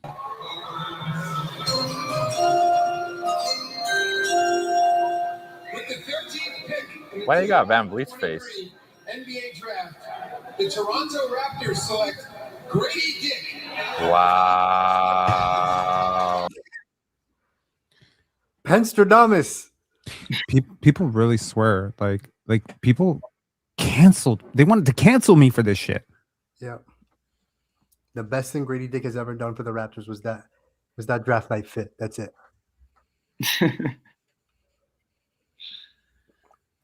I want to believe, man. I mean, look, at this point, like I was talking to a trainer that I know, not Brian, not Eric, somebody else. And I was talking to him about this stuff, and I was like, yo, sometimes I really do get off my pivot a little bit. Like I know something's right, but I'll try to be positive because people keep trying to tell me I'm negative, you know? He's like, were you right? And I was like, yeah. He's like, then don't compromise. Don't compromise. Don't worry about like 200-300 people unsubscribing or, you know what I mean? Saying that you're toxic or this or that. When I was saying people, we need to build around Scotty Barnes. This is the type of player you need, blah, blah, blah, blah, blah. People were like, oh, he's just being a Scotty Glazer. No, like fundamentally, it's not difficult to see that what the Raptors are doing around Scotty was a bad idea. So I'm just going to make a vow with myself right now. Like, I'm not compromising again. Like, I'm not. If the Raptors make a mistake in the draft, I'm just going to call it a mistake and I'm going to move on. I'm not going to harp on it. I don't need to, like, you know, but like, I feel weird saying, like, even right now, I'm like, I'm hopeful. Obviously, as a Raptor fan, I want Grady to do well. I want Grady to come into the offseason with a renewed approach, get into the gym, work super hard, come out next season and prove everybody wrong. I would love for him to do that because then the Raptors get better. There's not a Raptor hater. I'm not a Raptor hater. I'm not a Grady hater. I'm not a BI hater. I'm not an RJ hater. I just want these guys to play better. You know? Do you think it's in Grady's best interest? Like, does it help his development to be like, okay, Grady, next year, we're going to try this again. You're going to get like 10 minutes a night. I think for Grady, his future, I think you tell him to starting next year, you're not in the rotation. You're going to have to earn your way back into the rotation. You're on the bench. Because if you just keep giving this guy 10 minutes a night, 15 minutes a night, go out on the court, just fuck up for 15 minutes, make a victory hard for us, and then attaboy, and then do it again next day. It's like, I don't see how that helps him. Because he's just going to, like, it doesn't help him. There are unearned minutes. Like, does it surprise you that the Raptors defense and offense is their offense is pretty much the exact same with Grady on the court? Would it surprise you to know that their defense is actually better with him on the court than off? I mean, sure, but I watch him play. I agree. And some of his stuff, and if you luck adjust a little bit, you realize it's a lot of noise, right? If you luck adjust, the Raptors are just as good with Grady on and off the court. But when you put Grady and Scottie together, not the greatest. So what is the most positive Grady lineup? I would assume it's probably Quick. Is it Quickly? No, sorry, I just Quickly and Scottie. Rob, was it last year or the year before where I suggested, I think it was his third year, I suggested Grady go to Summer League. And you're like, that's kind of disrespectful. I don't know. You pushed back on it. What are your thoughts on Grady in Summer League this summer? It ain't happening. Like, he doesn't need Summer League. Like, I understand it's a humbling experience. Like, go put the guy in Summer League, whatever. But like, it's not really that he needs Summer League, more so that he needs. Oh my God, the defense with those two on the court, terrible. I'm trying to find like what is the synergistic fit? Like, what is the lineup that's helping him the most? That's not helping him. Is it RJ and Grady? That makes sense. RJ and Grady should be good together. There you go. This is good. Yes, because Grady is creating pockets of space for RJ. So in 237 minutes, even if we luck it just, we're in a really good place with these two. You might want to consider bringing these two off the bench next year. Like your defense is going to be cooked, so maybe you need to find some like rim protector in the draft or something like that who can create some positive synergy there. But like, yeah, like I'm just thinking like, have these three ever played together? Played 42 minutes together, didn't do well. What about Scotty, RJ, and Grady? Did that ever happen? Didn't happen a lot, but look at that rating. Great defense, great offense, decent offense. So I don't know. I think the analytics would tell you Grady's been a better defender this year. The numbers would tell you he's actually improved. Now, he's not improved to the level that you needed him to improve at, for sure, but he's a lot stronger. And I think him being stronger is going to make him like a better screener next year, which hopefully is what he's going to devote his entire offseason to working on, which is becoming a screen and release guy. Because when a 6'8" positive screener is also a good shooter and capable of dribble, pass, shoot stuff, like it can create a little bit of the Con Knipple effect, you know, where you can create better offense through that type of action. I don't know why the Raptors refuse to set screens with shooters. I don't know if this is a Darko thing or a personnel thing, but it's really stupid. Always having your screener be the rim roller makes your offense really predictable. Miles Turner may not be like the greatest screener, but him setting a screen in and of itself, even if it's a go screen, like really shifts the defense because you have to think he can pop. Grady, even if he's not like an impressive three-point shooter by the percentages, I guarantee you they're not cheating off of him the way they're cheating off of Jamal Shed right now. So if you're already playing Ingram, you're already playing RJ, like I understand your defense cannot possibly sustain Grady, but the reason your defense can't sustain him is because you have RJ. My God. You can make an argument RJ is a worse defender than Grady. I mean, he can't be any worse on Donovan Mitchell. I mean, Grady would get killed by Donovan Mitchell. And RJ. But Grady, I think Grady is a better off-ball defender than RJ Barrett, and he's a worse on-ball defender. Weird enough, I might try Grady in game 3. I know that sounds insane, but you are so starved for shooting.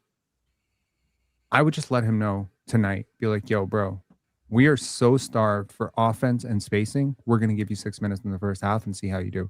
And I would put him on Max Strus, Sam Merrill, or one of those guys and just tell him, hustle, play the passing lanes, and try not to get killed out there. If he gets cross-matched onto Evan Mobley, you're dead. But you know what? Everyone's been dead in that Evan Mobley cross match. It's not like Jakobi and Jamal Shed are stopping him. It's not like RJ's stopping him. So why not? Jameson Battle is another one. Like, Why the not? Raptors would not be 3-0 against the Cavaliers if it were not for Jameson Battle coming in and putting his Batman cape on in that first game. And that really turned the whole season around. So my view on this is, why is Jameson Battle not getting a look? Why is Darko so stubborn? Yeah. Why is Shed at 38 minutes? That I agree with you, but I would go with the Jameson Battle over Grady Dick. But again, I'm not mad at Grady Dick at this point because Jamal Shed, bro, 38 minutes, 3 points, and you're always open is fucking crazy. It is. For sure. I agree. I would still not play Grady though. I mean, I will give a chance to Jameson Battle, but Grady hasn't been shooting great this season. Okay, Like, realistically, you're not going to win this series. If they are allowed to gang up on Ingram and Barnes on every drive, you're just not going to win. So, you know, like I would throw a quarter out to see if Grady has it. Now, look, I'll pull the plug quick. If he gets fried 3 possessions in a row, we're out. We're out of the Grady business. But I think this is more like a. Sorry. How much better do you feel about this series if Grady comes off the bench next game and scores 15 points and is a surprise contributor? How much better do you feel about your team going into the offseason that this guy's not a complete wash? You might have to trade him this summer. He has no value right now. Come off the bench. It's a total Hail Mary. It's a total Hail Mary, right? But this is Hail Mary time. Buttons type of move. Like, look at it this way. If you get down big in game 3, I'm pulling the plug. I'm going Grady Dick. I'm going with Grady Dick. I'm going with Jacoby Walter. I'm going with Mamu. going with Scottie and CMB. I'm trying that lineup just to see if it works. Just to Did see. Grady play better at home or on the road this year? Does anyone have the stats for that? Okay, I can check his splits. But it's just if Grady Dick is out there or Jameson Battle is out there, they can't, and they guarded Jamal Shed the way they defend Jamal Shed, like, you know, they're getting like at least 10 points, bro. They're not getting 3 points in 38 minutes. It's 4-on-5 on offense, not including the other non-shooters that are played. Right. Grady averaged 5.8 points at home, 6.2 on the road, shot marginally better from the field on the road, took more shots on the road. I think that which might be shot variance. And he was 31.3% at home. So he shot marginally better, like 2% better from 3 at home. Did he have a good month at any point? January, I think, would be his best month. He shot 34% from 3 and subsequently ended up getting benched in February onward. But like 34%, he was trending in the right direction. He shoots 94% from the line. And he also had his best month from the field. So, like, you know, a lot of that was garbage time, I'm going to be honest. But he played 18 minutes a game. And then somewhere around February, they just kind of shut him down. Post All-Star game, he's played 8 minutes a game and shot 24% from 3. So, look, at this point, I'm going to say this. Putting on a lot of bulk fucks up with your shooting. Every single time. Like, I remember my shot was my greatest attribute. I made a very, very concerted effort to not get too bulky in high school for that very reason. So, you're bulking him up. This is a multi-year approach to getting that jump shot back. And if he can't shoot, he can't play in the NBA. Straight up. You got to be at least 37% minimum high volume 3-point shooter. So I'm not quitting on Grady, just to be clear. Yeah, I wouldn't have picked him. Fine, you picked him. And you already, have an extension, you already have the offer sheet signed. Unless they know something like he is not a hard worker or something like that behind the scenes, mentally he's not right, whatever, or physically he's not right. I still think there's talent here. He's 22 years old. Jamal Shed didn't even enter the NBA until he was 22. So in a lot of ways, you can look at this like, was he 22 or 21? Fuck, what am I doing here? 22. He's 22 for sure? I think so, yeah. Yeah. Like, he's 22 years old. 22 years old. And I would assume, based on the pictures, that he's put on at least 8, 12, 15, 20 pounds of weight since the player I saw in Kansas.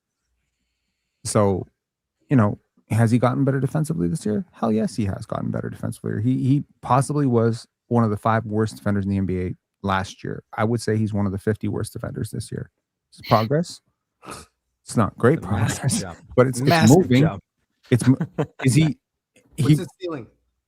Worst 100? At least defensively, yeah. I think any prognosis of him being a future starter should probably go out the window. But if he can at least be like, here's the best version of this shit working out for Grady, that maybe he's a late bloomer. If you trust his work ethic and you trust that you can get that jump shot back on track, maybe he's a late bloomer because he does have ball skills. He can dribble, pass, shoot a little bit. He does finish poorly around the rim, sure, but he attacks. He is assertive going to the rim. He's not finishing because he's not strong enough to finish through contact right now. But if you look at Grady like a project, you feel very differently about him. The problem is people looked at him like a finished product and a shooter, and I don't think that that's right. So again, I'm not saying that I'm projecting all-star, starter, championships, future, with the Raptors, whatever. But there's a version of this that works out really well for the Raptors, whereby maybe if you really do trust the development of Grady Dick, maybe the low minutes means he's going to get a really, really stinky second contract, like $8 million for 3 years type of deal. And he blossoms on that contract and he becomes a 15 minutes to 20 minutes a game spark plug shooter off the bench for you, like a Luke Kennard, but on higher volume and a bigger Luke Kennard. Don't let anybody tell you, Rob, you're not positive. Don't let anybody tell you you're not. I didn't buy any of that. You didn't buy any of that, but No, I do. I honestly do. Okay. Look, I'm not the highest Grady guy, but I do.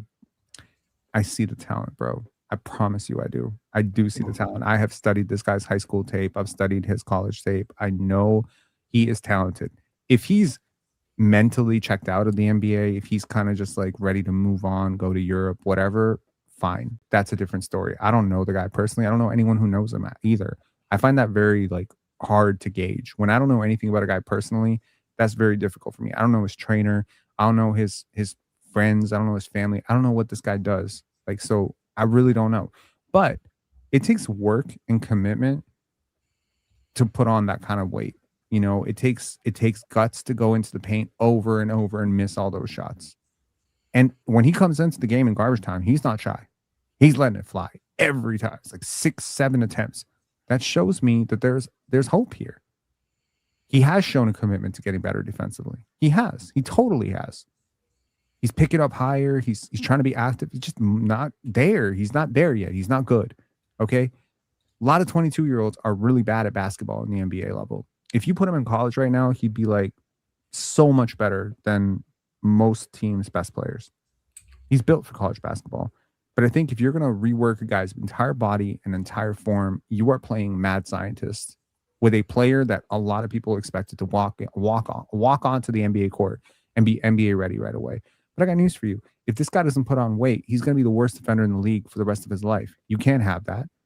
And he can never be a positive screener. I think there's rebounding potential in him if he can get a little bit stronger. So look, this is a make or break offseason for Grady Dick. Make or break. He does have ball skills. If he's willing to put in the work, I am willing to trust that he's going to come back a better player in training camp. And maybe that is a surprise that you need. Because right now, if he works out, you're looking good. Because Jamal Shed, for whatever he is, third string point guard, bad backup point guard, whatever he is, like that's a fine pick. 45, that's fine. CMB is going to be fine. If CMB can start hitting that corner three, you got Gucci Lou Dort. Okay. You got a Gucci premium ice cream, like Lou Dort on your hands. Meets like, I don't know, Zach Randolph. Like, I don't know what kind of fucking weird player I'm describing here, but like he's got some game. So I got a question for you. Mm-hmm. To win game 3 and get back into the series, give me the starting lineup and give me the minutes distribution you think that gives us the best shot.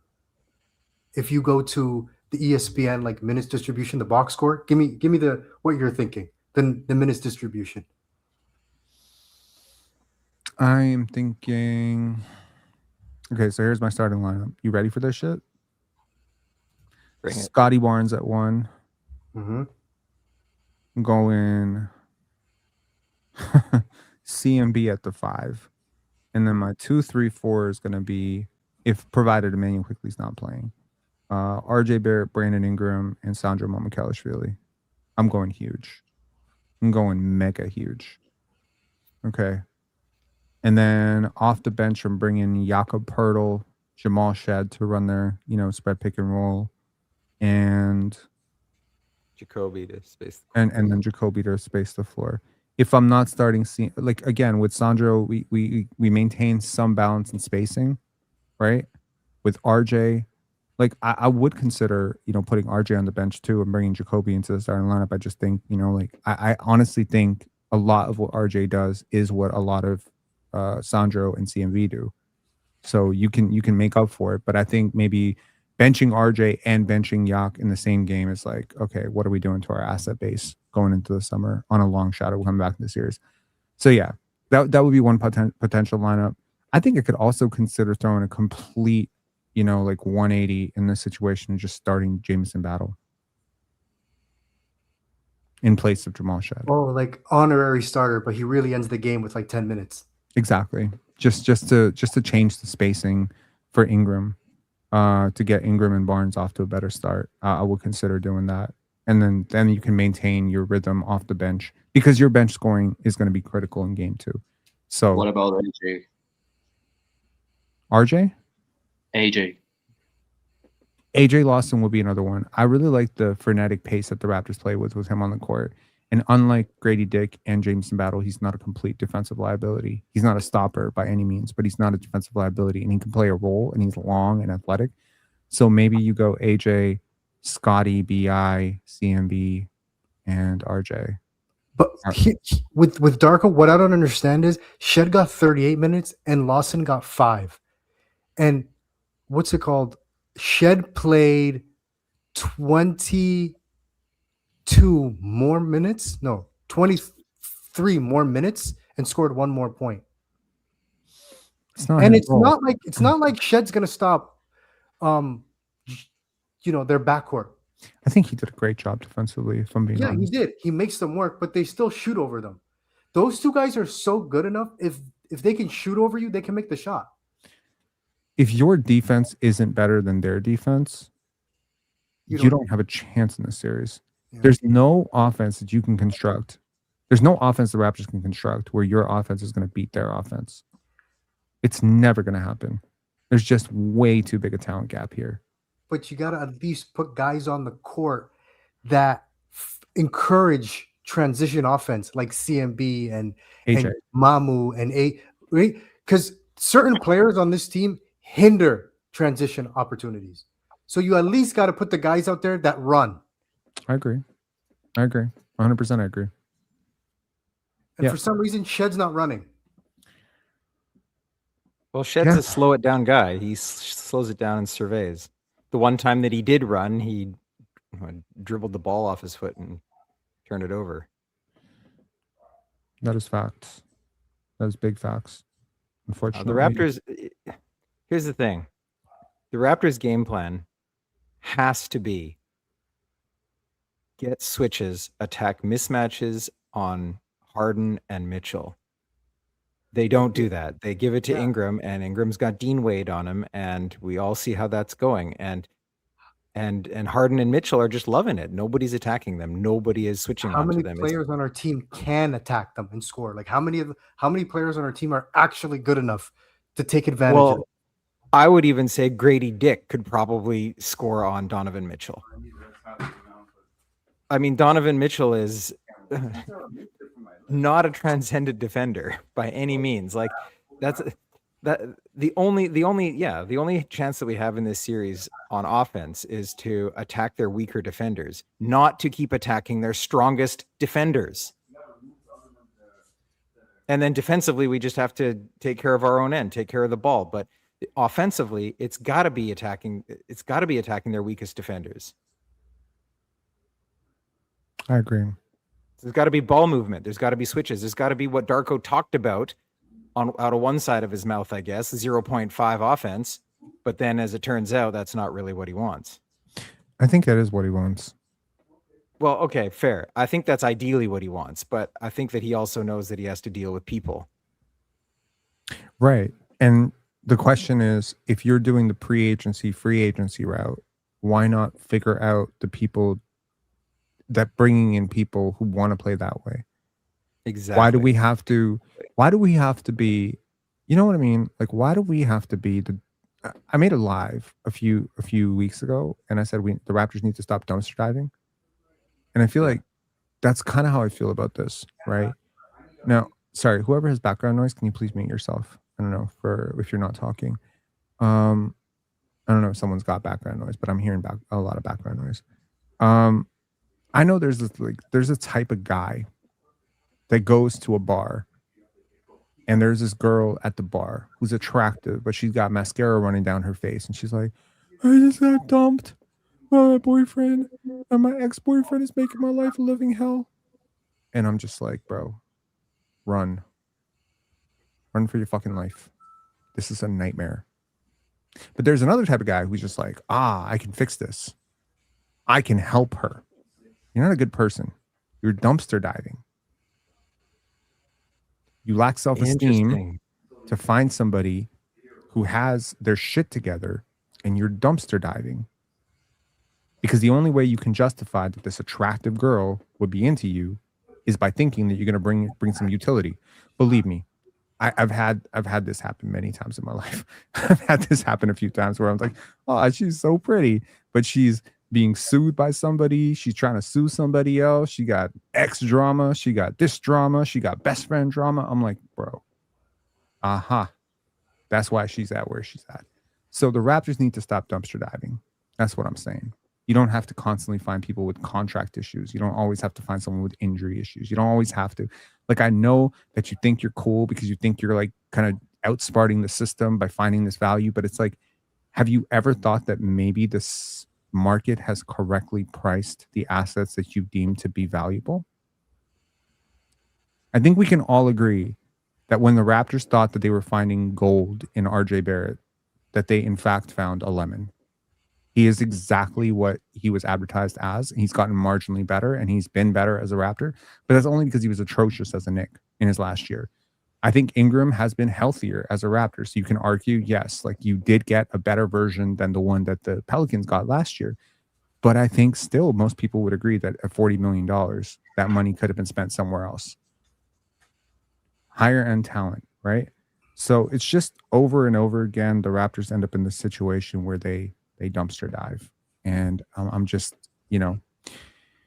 hey, you could argue the Cavaliers dumpster dove, but at least they dumpster dove with an absolute apex level talent in James Harden. Yep. And that's where you do dumpster dive. You dumpster dive for an Anthony Davis. You dumpster dive for top 10 Joel Embiid. Is it consequential? Yes. But like, go all in.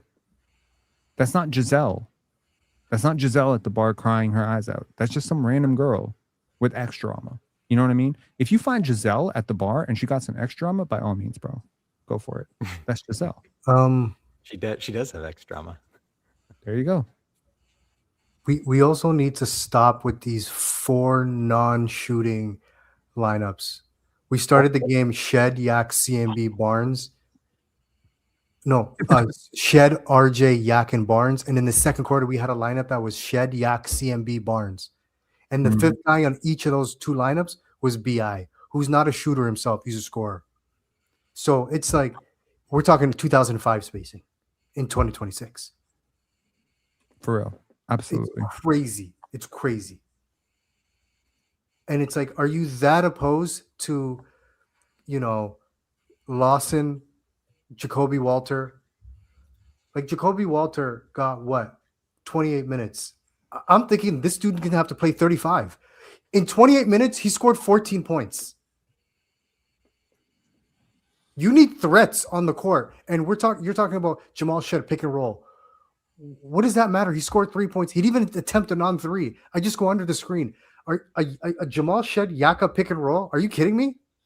How many points did Jamal Shed have tonight? 3. You know In who has, 38 minutes. You know who has 2 points in 14 minutes right now? Nikola Jokic. Yeah, they're winning. Yeah. But if they were losing, would it be his fault? This is the stuff that I think drives me kind of crazy on the panel, right? It does kind of drive me crazy because people will reverse engineer, like, and I'm not saying you're wrong. You're definitely right. Jamal Shed needs to be a much better. I agree. I agree with you 100%. If you're being guarded, like, people are glued on you. Like, that's why I say the Ingram stuff is so overblown. Like, after last game, him being like, oh, they want to use me as a screener. It's like, you should want to use yourself as a screener. They shouldn't even have to tell you that. That's just basic common sense. Basketball 101. I'm being held off the ball. Either I'm going to take a better defender out of the play and allow my team to cook, or I'm going to use use the overstress on stopping me to manipulate the defense. But Ingram doesn't think this way. Ingram just thinks like, but you're not letting me aura farm and get my Kobe bag off. So I'm mad. I'm going to be upset about it. You know what's funny? The first basket he scored, Rob, was generated for him. That's the saddest part about all this. Right. Yeah. It creates a cascading effect, and I really don't think finding positive shooters is hard. I really don't. I don't like, everyone shoots threes these days. Did y'all catch the San Antonio game? Some of it. the positive spacing on that team, like with, again, Harrison Barnes, not a great player, but again, is a player you have to respect. Yeah, yeah. Devin Vassell, sniper. Julian Champagny out there, he's a good shooter. You put those three out there with Victor Wembanyama going downhill, and it's like Wemby got a loose handle too.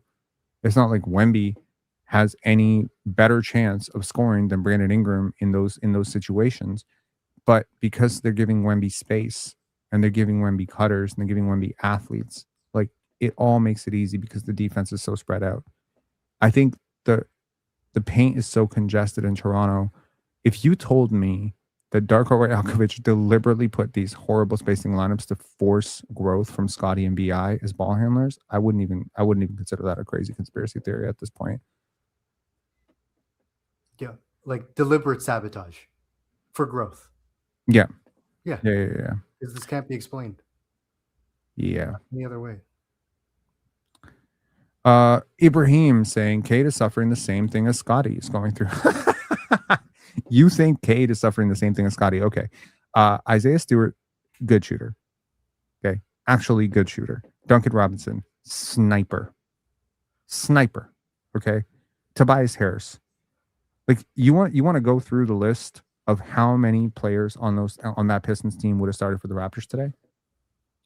We're not talking bad shooters. We're talking non-shooters. Right. How many Jakob, CMB, Shed? Those three, and they're not even guarded. Let's go through the roster. Let's go through the Magic roster, and let's go through the Pistons roster. This is the 1-8 matchup, okay, just to show how many players would start for the Raptors. Would Paolo start for the Raptors? Yes. Would Franz start for the Raptors? Yes. Would Wendell start for the Raptors? Yes. Would Suggs and Bain start for the Raptors? 100% yes. Go to the bench. Would Tristan Da Silva start for the Raptors? No. I think he would play, but I don't think he would start. Would Anthony Black start for the Raptors? 100% yes, he would. Would Mo Wagner start for the Raptors? He might. Because he can shoot. Go to the Pistons side. Tobias? Yes. Duncan? Probably. Yeah. Jalen Duren? 100%. Cade? 100%. Asar Thompson? 100%. Isaiah Stewart? 100%. Ron Holland? I'm 80% sure he would start. He would be the second best defender on this team or third best defender on this team. I think he would get a look. Karis LeVert? Probably. He's RJ Barrett territory as a basketball player. Dennis Jenkins over Jamal Shed? 100%. Yes. Yeah. Paul Reed? Yup. I think Paul Reed could have some action at starting. So yeah, when we compare the help that Scottie has and the help that Cade has, by no means does either player have. What if we do the Raptor starters tonight? Would Jamal Shed play a minute on the Detroit Pistons? Nope. Would Jakob Poeltl play a minute on the Pistons? Nope. No. So what are we doing here? Scottie's starting with two players. Scottie and BI would definitely start on the Pistons. Find me a third player on this team that would start for the Pistons.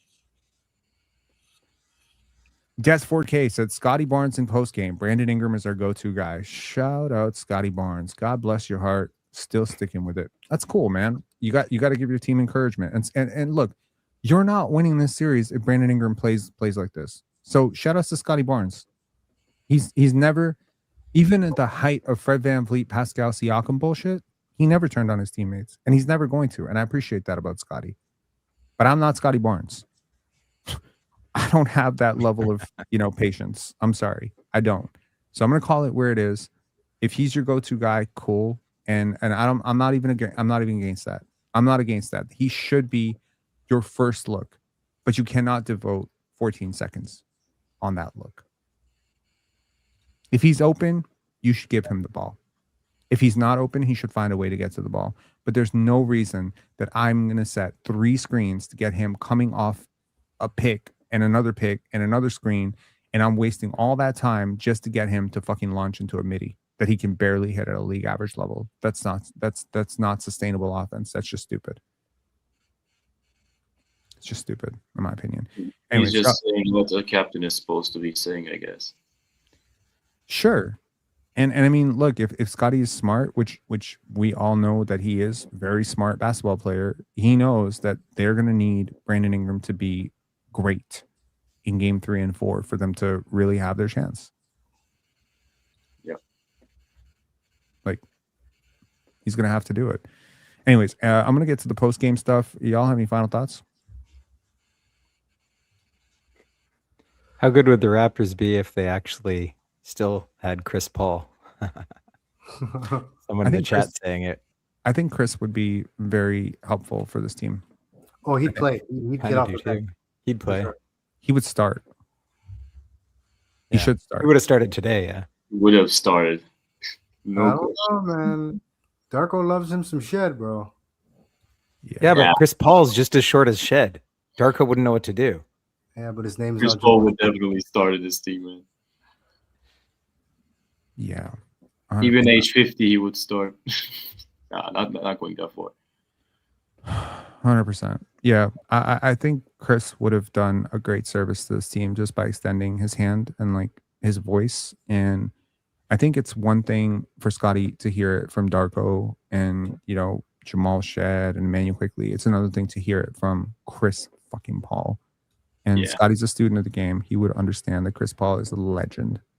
And again, like when you really do understand basketball, you know when someone else doesn't.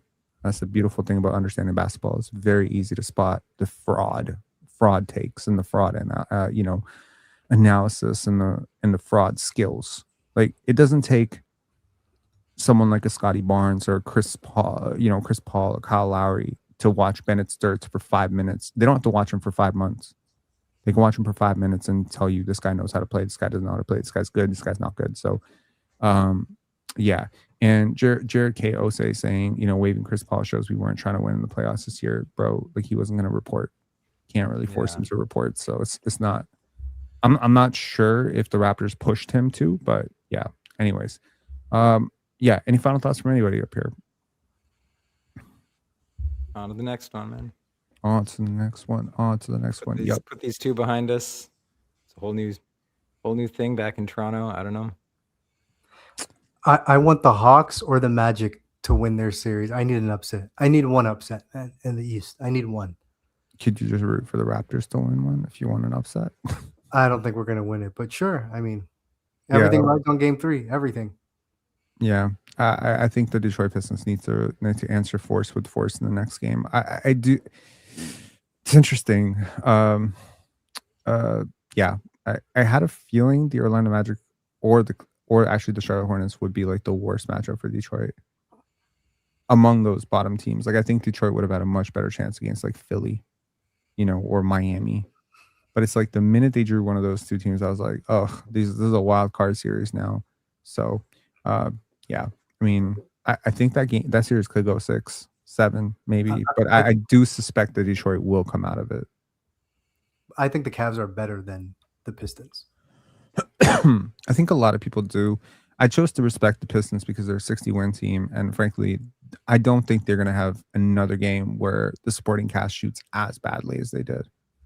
I think Orlando's defense had a lot to do with how much the Pistons struggled, but like Cade still put up 39 points. I mean, he looked pretty good. So, I mean, usage is crazy. 27 shots, 11 free throws, 40 minutes. There's something to be said about he's so ball dominant. Do the other guys are they in a rhythm? I mean, Tobias took 15 shots, but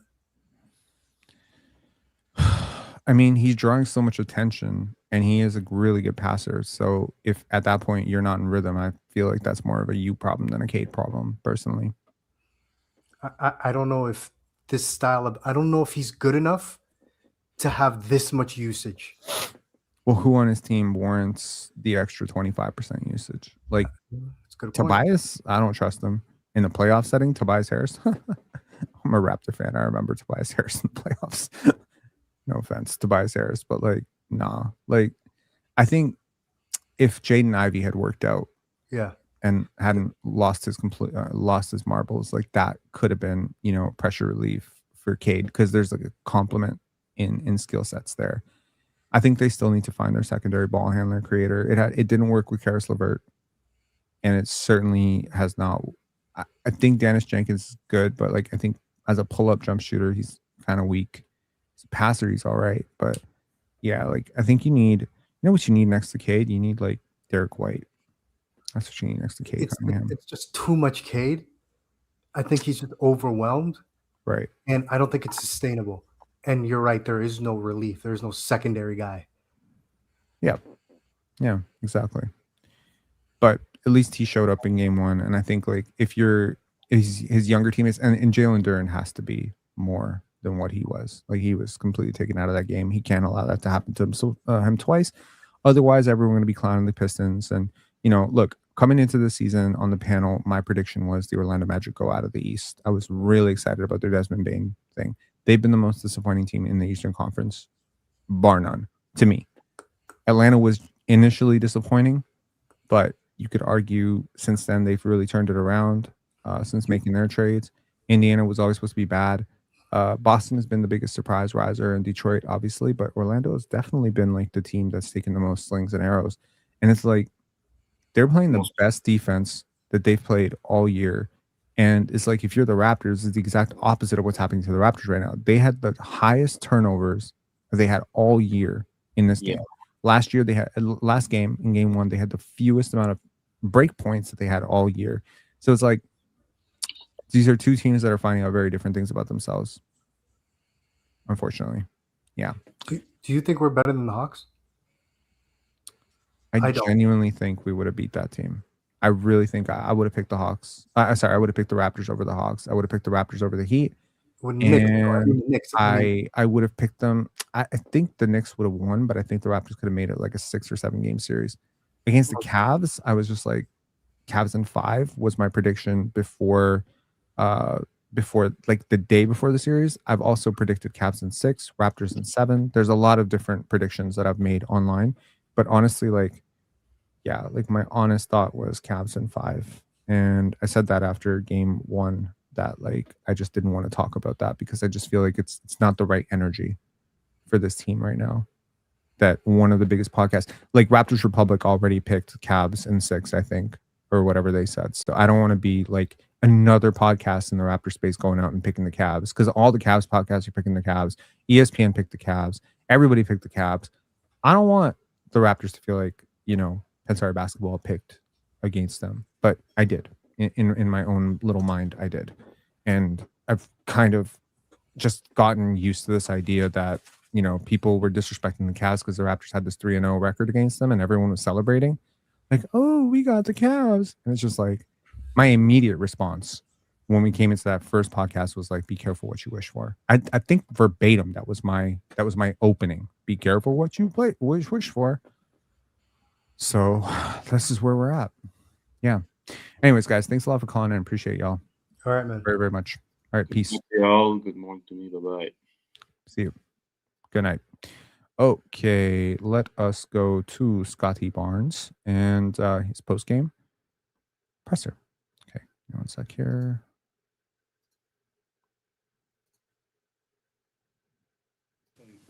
After they got off to a little bit of a start in the third quarter, and why were you able to kind of reel them back in and keep this game pretty competitive? To be honest, the only time the game got away or when we were really struggling is when we turned the ball over. I just think we cut the turnovers down. We'll put ourselves in better position. I like our effort that we played with tonight. I feel like we played super hard. We adjusted in the game how the game was going and did certain things that I felt like helped us throughout the way. Scotty, where do you feel like the turnovers are coming from? I think it's 40 through 2 games. Nah, I just think it's when we're not being aggressive. When we're not being aggressive, a lot of careless ones come down the court, throwing the ball off our foot, driving it, just not being able to attack and just trying to get off of it too fast. They come down, get a steal. When we're not being aggressive and not attacking, I just feel like we be having some careless turnovers. A lot of them just come when the defense isn't even like really pressuring us. So we just got to cut those out. Agreed. I think you had 15 points in the second half. You really seemed to be making a point of getting put on the floor, taking it to whoever was guarding you.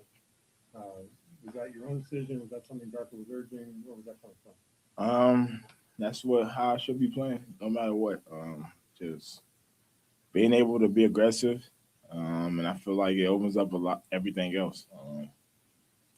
Just being able to attack the paint, get a paint touch, and then let's start our offense through there.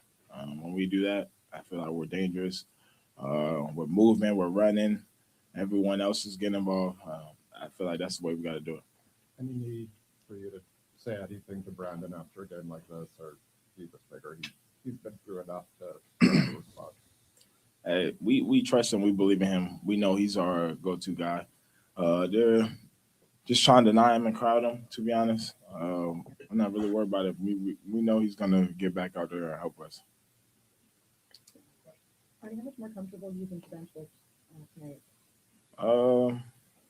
Bench was great. They got in the game, contributed, played defense, ran in transition. They play with a lot of energy, effort, guarding, rebounding. We need everybody on right now. And I think, everyone's doing a great job contributing. Obviously, you got a couple days before Game 3. You haven't had a chance to look at the film, but what do you think the next couple days are going to hold for you guys? I don't know. Just we're going to get together as a team, watch film, and figure out what we can do better, make some adjustments. I like us. Okay, so this is where we're at now. And unfortunately, the Raptors fall 0-2 in this series. So where do we go with Game 3?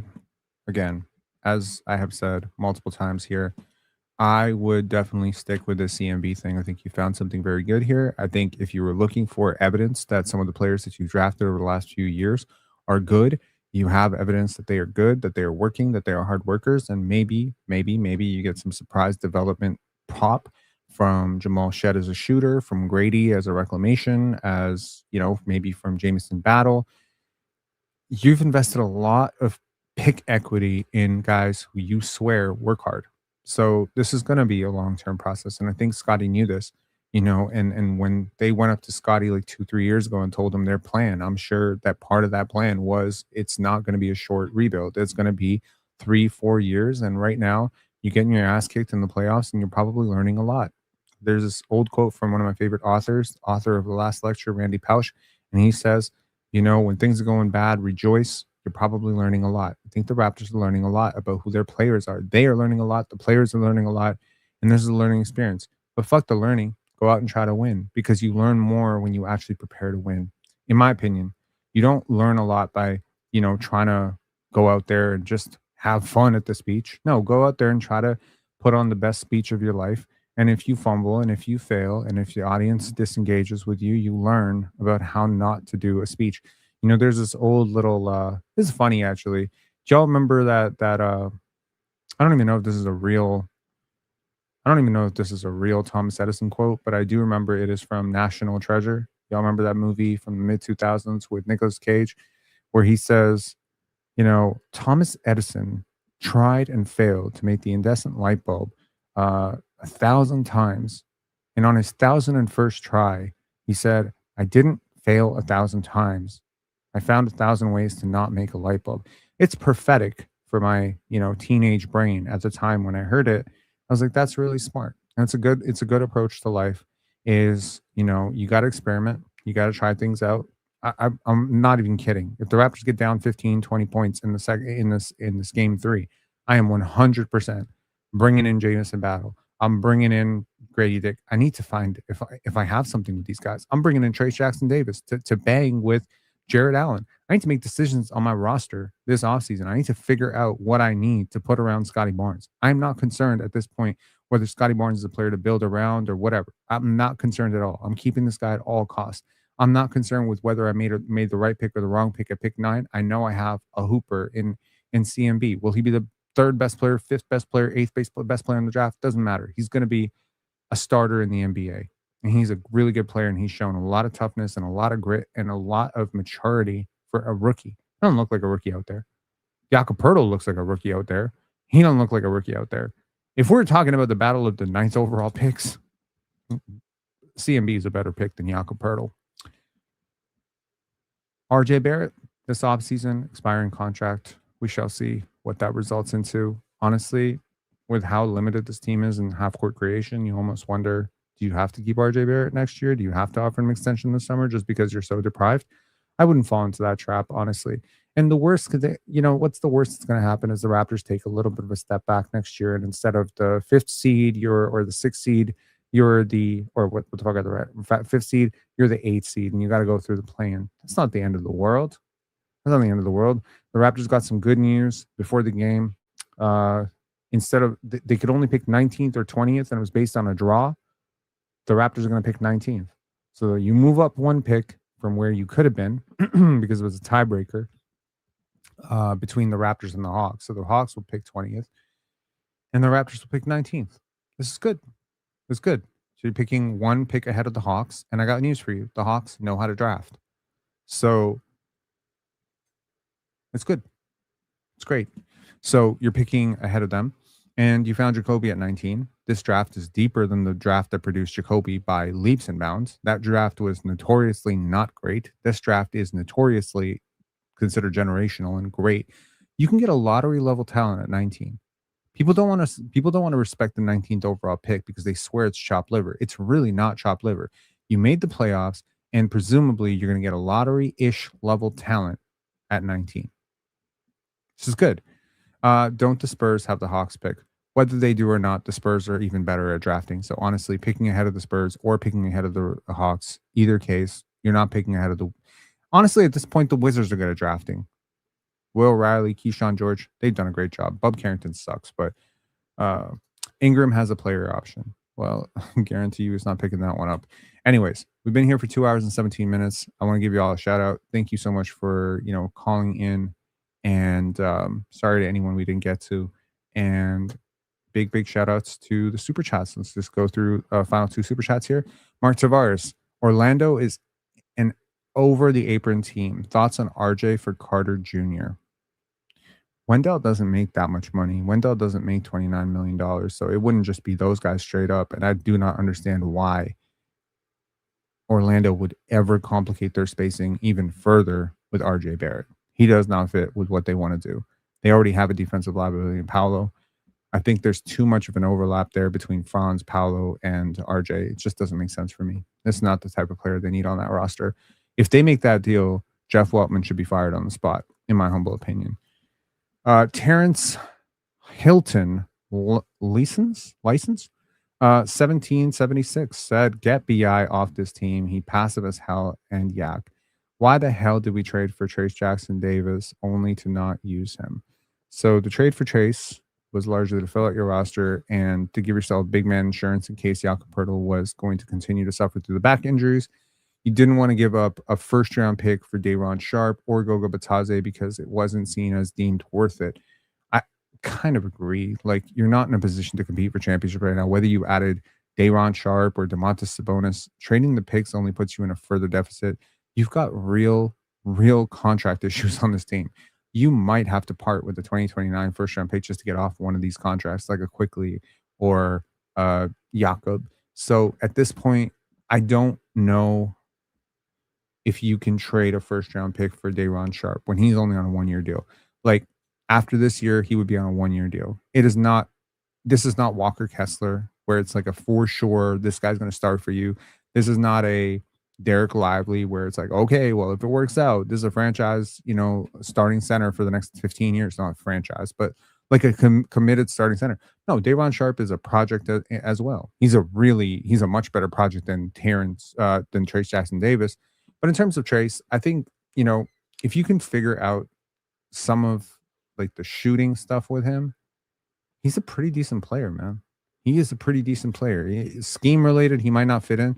Darko may not perform. But if I was coaching this team, he would probably be in the rotation. I'm not even kidding. He's a good rim protector. He's a decent passer. He's a great offensive rebounder. I don't know what the Raptors are doing with Trace Jackson Davis, but to me, that was a solid pickup for a second-round pick, man. Shout outs to BMAC as well. Shout outs to Karen Hall. And of course, as always, shout outs to Bill Withers.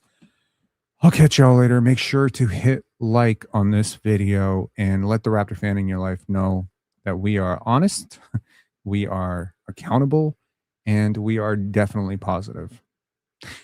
Positive does not mean lying, just to be clear. Positive does not mean that you got to kiss ass. Me saying that Scotty Barnes needs to show up in this game and prove something to this Raptor fan base, but also most importantly to himself, about where he stands in this league and what it means to have a Scotty Barnes on your team and what it means, I think Scotty showed up. He answered the call. Did he have a great game? No, he had a good game. But Scotty had a good game.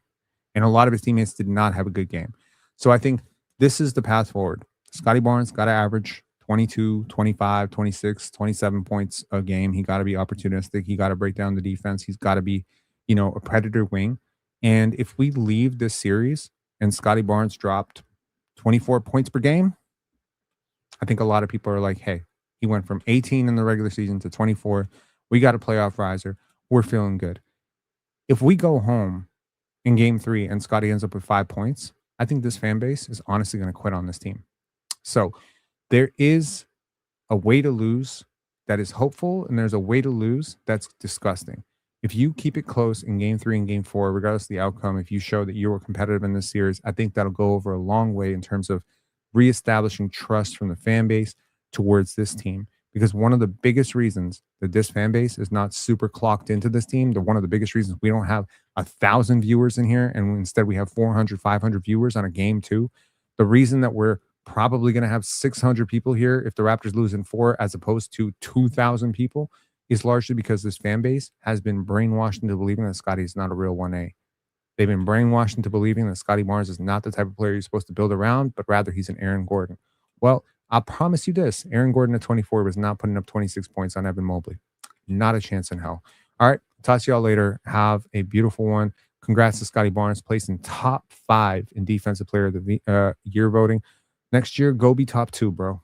You're not going to be top 1 because Wemby exists, but go be the best non-Wemby defender. Get used to that term. The best non-Wemby. The best non-Wemby defender. We need to create a new league for everyone without Wemby, and we just award non-Wemby MVPs, non-Wemby DPOYs. Shout out to Victor Wembanyama, most points by Spurs in a Spurs debut of all time yesterday. He was very impressive defensively. I think the Spurs carried with him off the court as well. I think he was maybe not the greatest. He got way too excited at one point. The immaturity did show, but the talent is so real. Imagine Wemby and Scotty. Imagine Wemby and Scotty. Imagine that, what that would have looked like. Do you remember that Jakob Poeltl clip when we traded for Jakob Poeltl? I said, no. You know why I was really screaming no? Not because I really, really cared about that 2024 first round pick. I was screaming no because it meant no chance at Victor Wembanyama. Peace, y'all.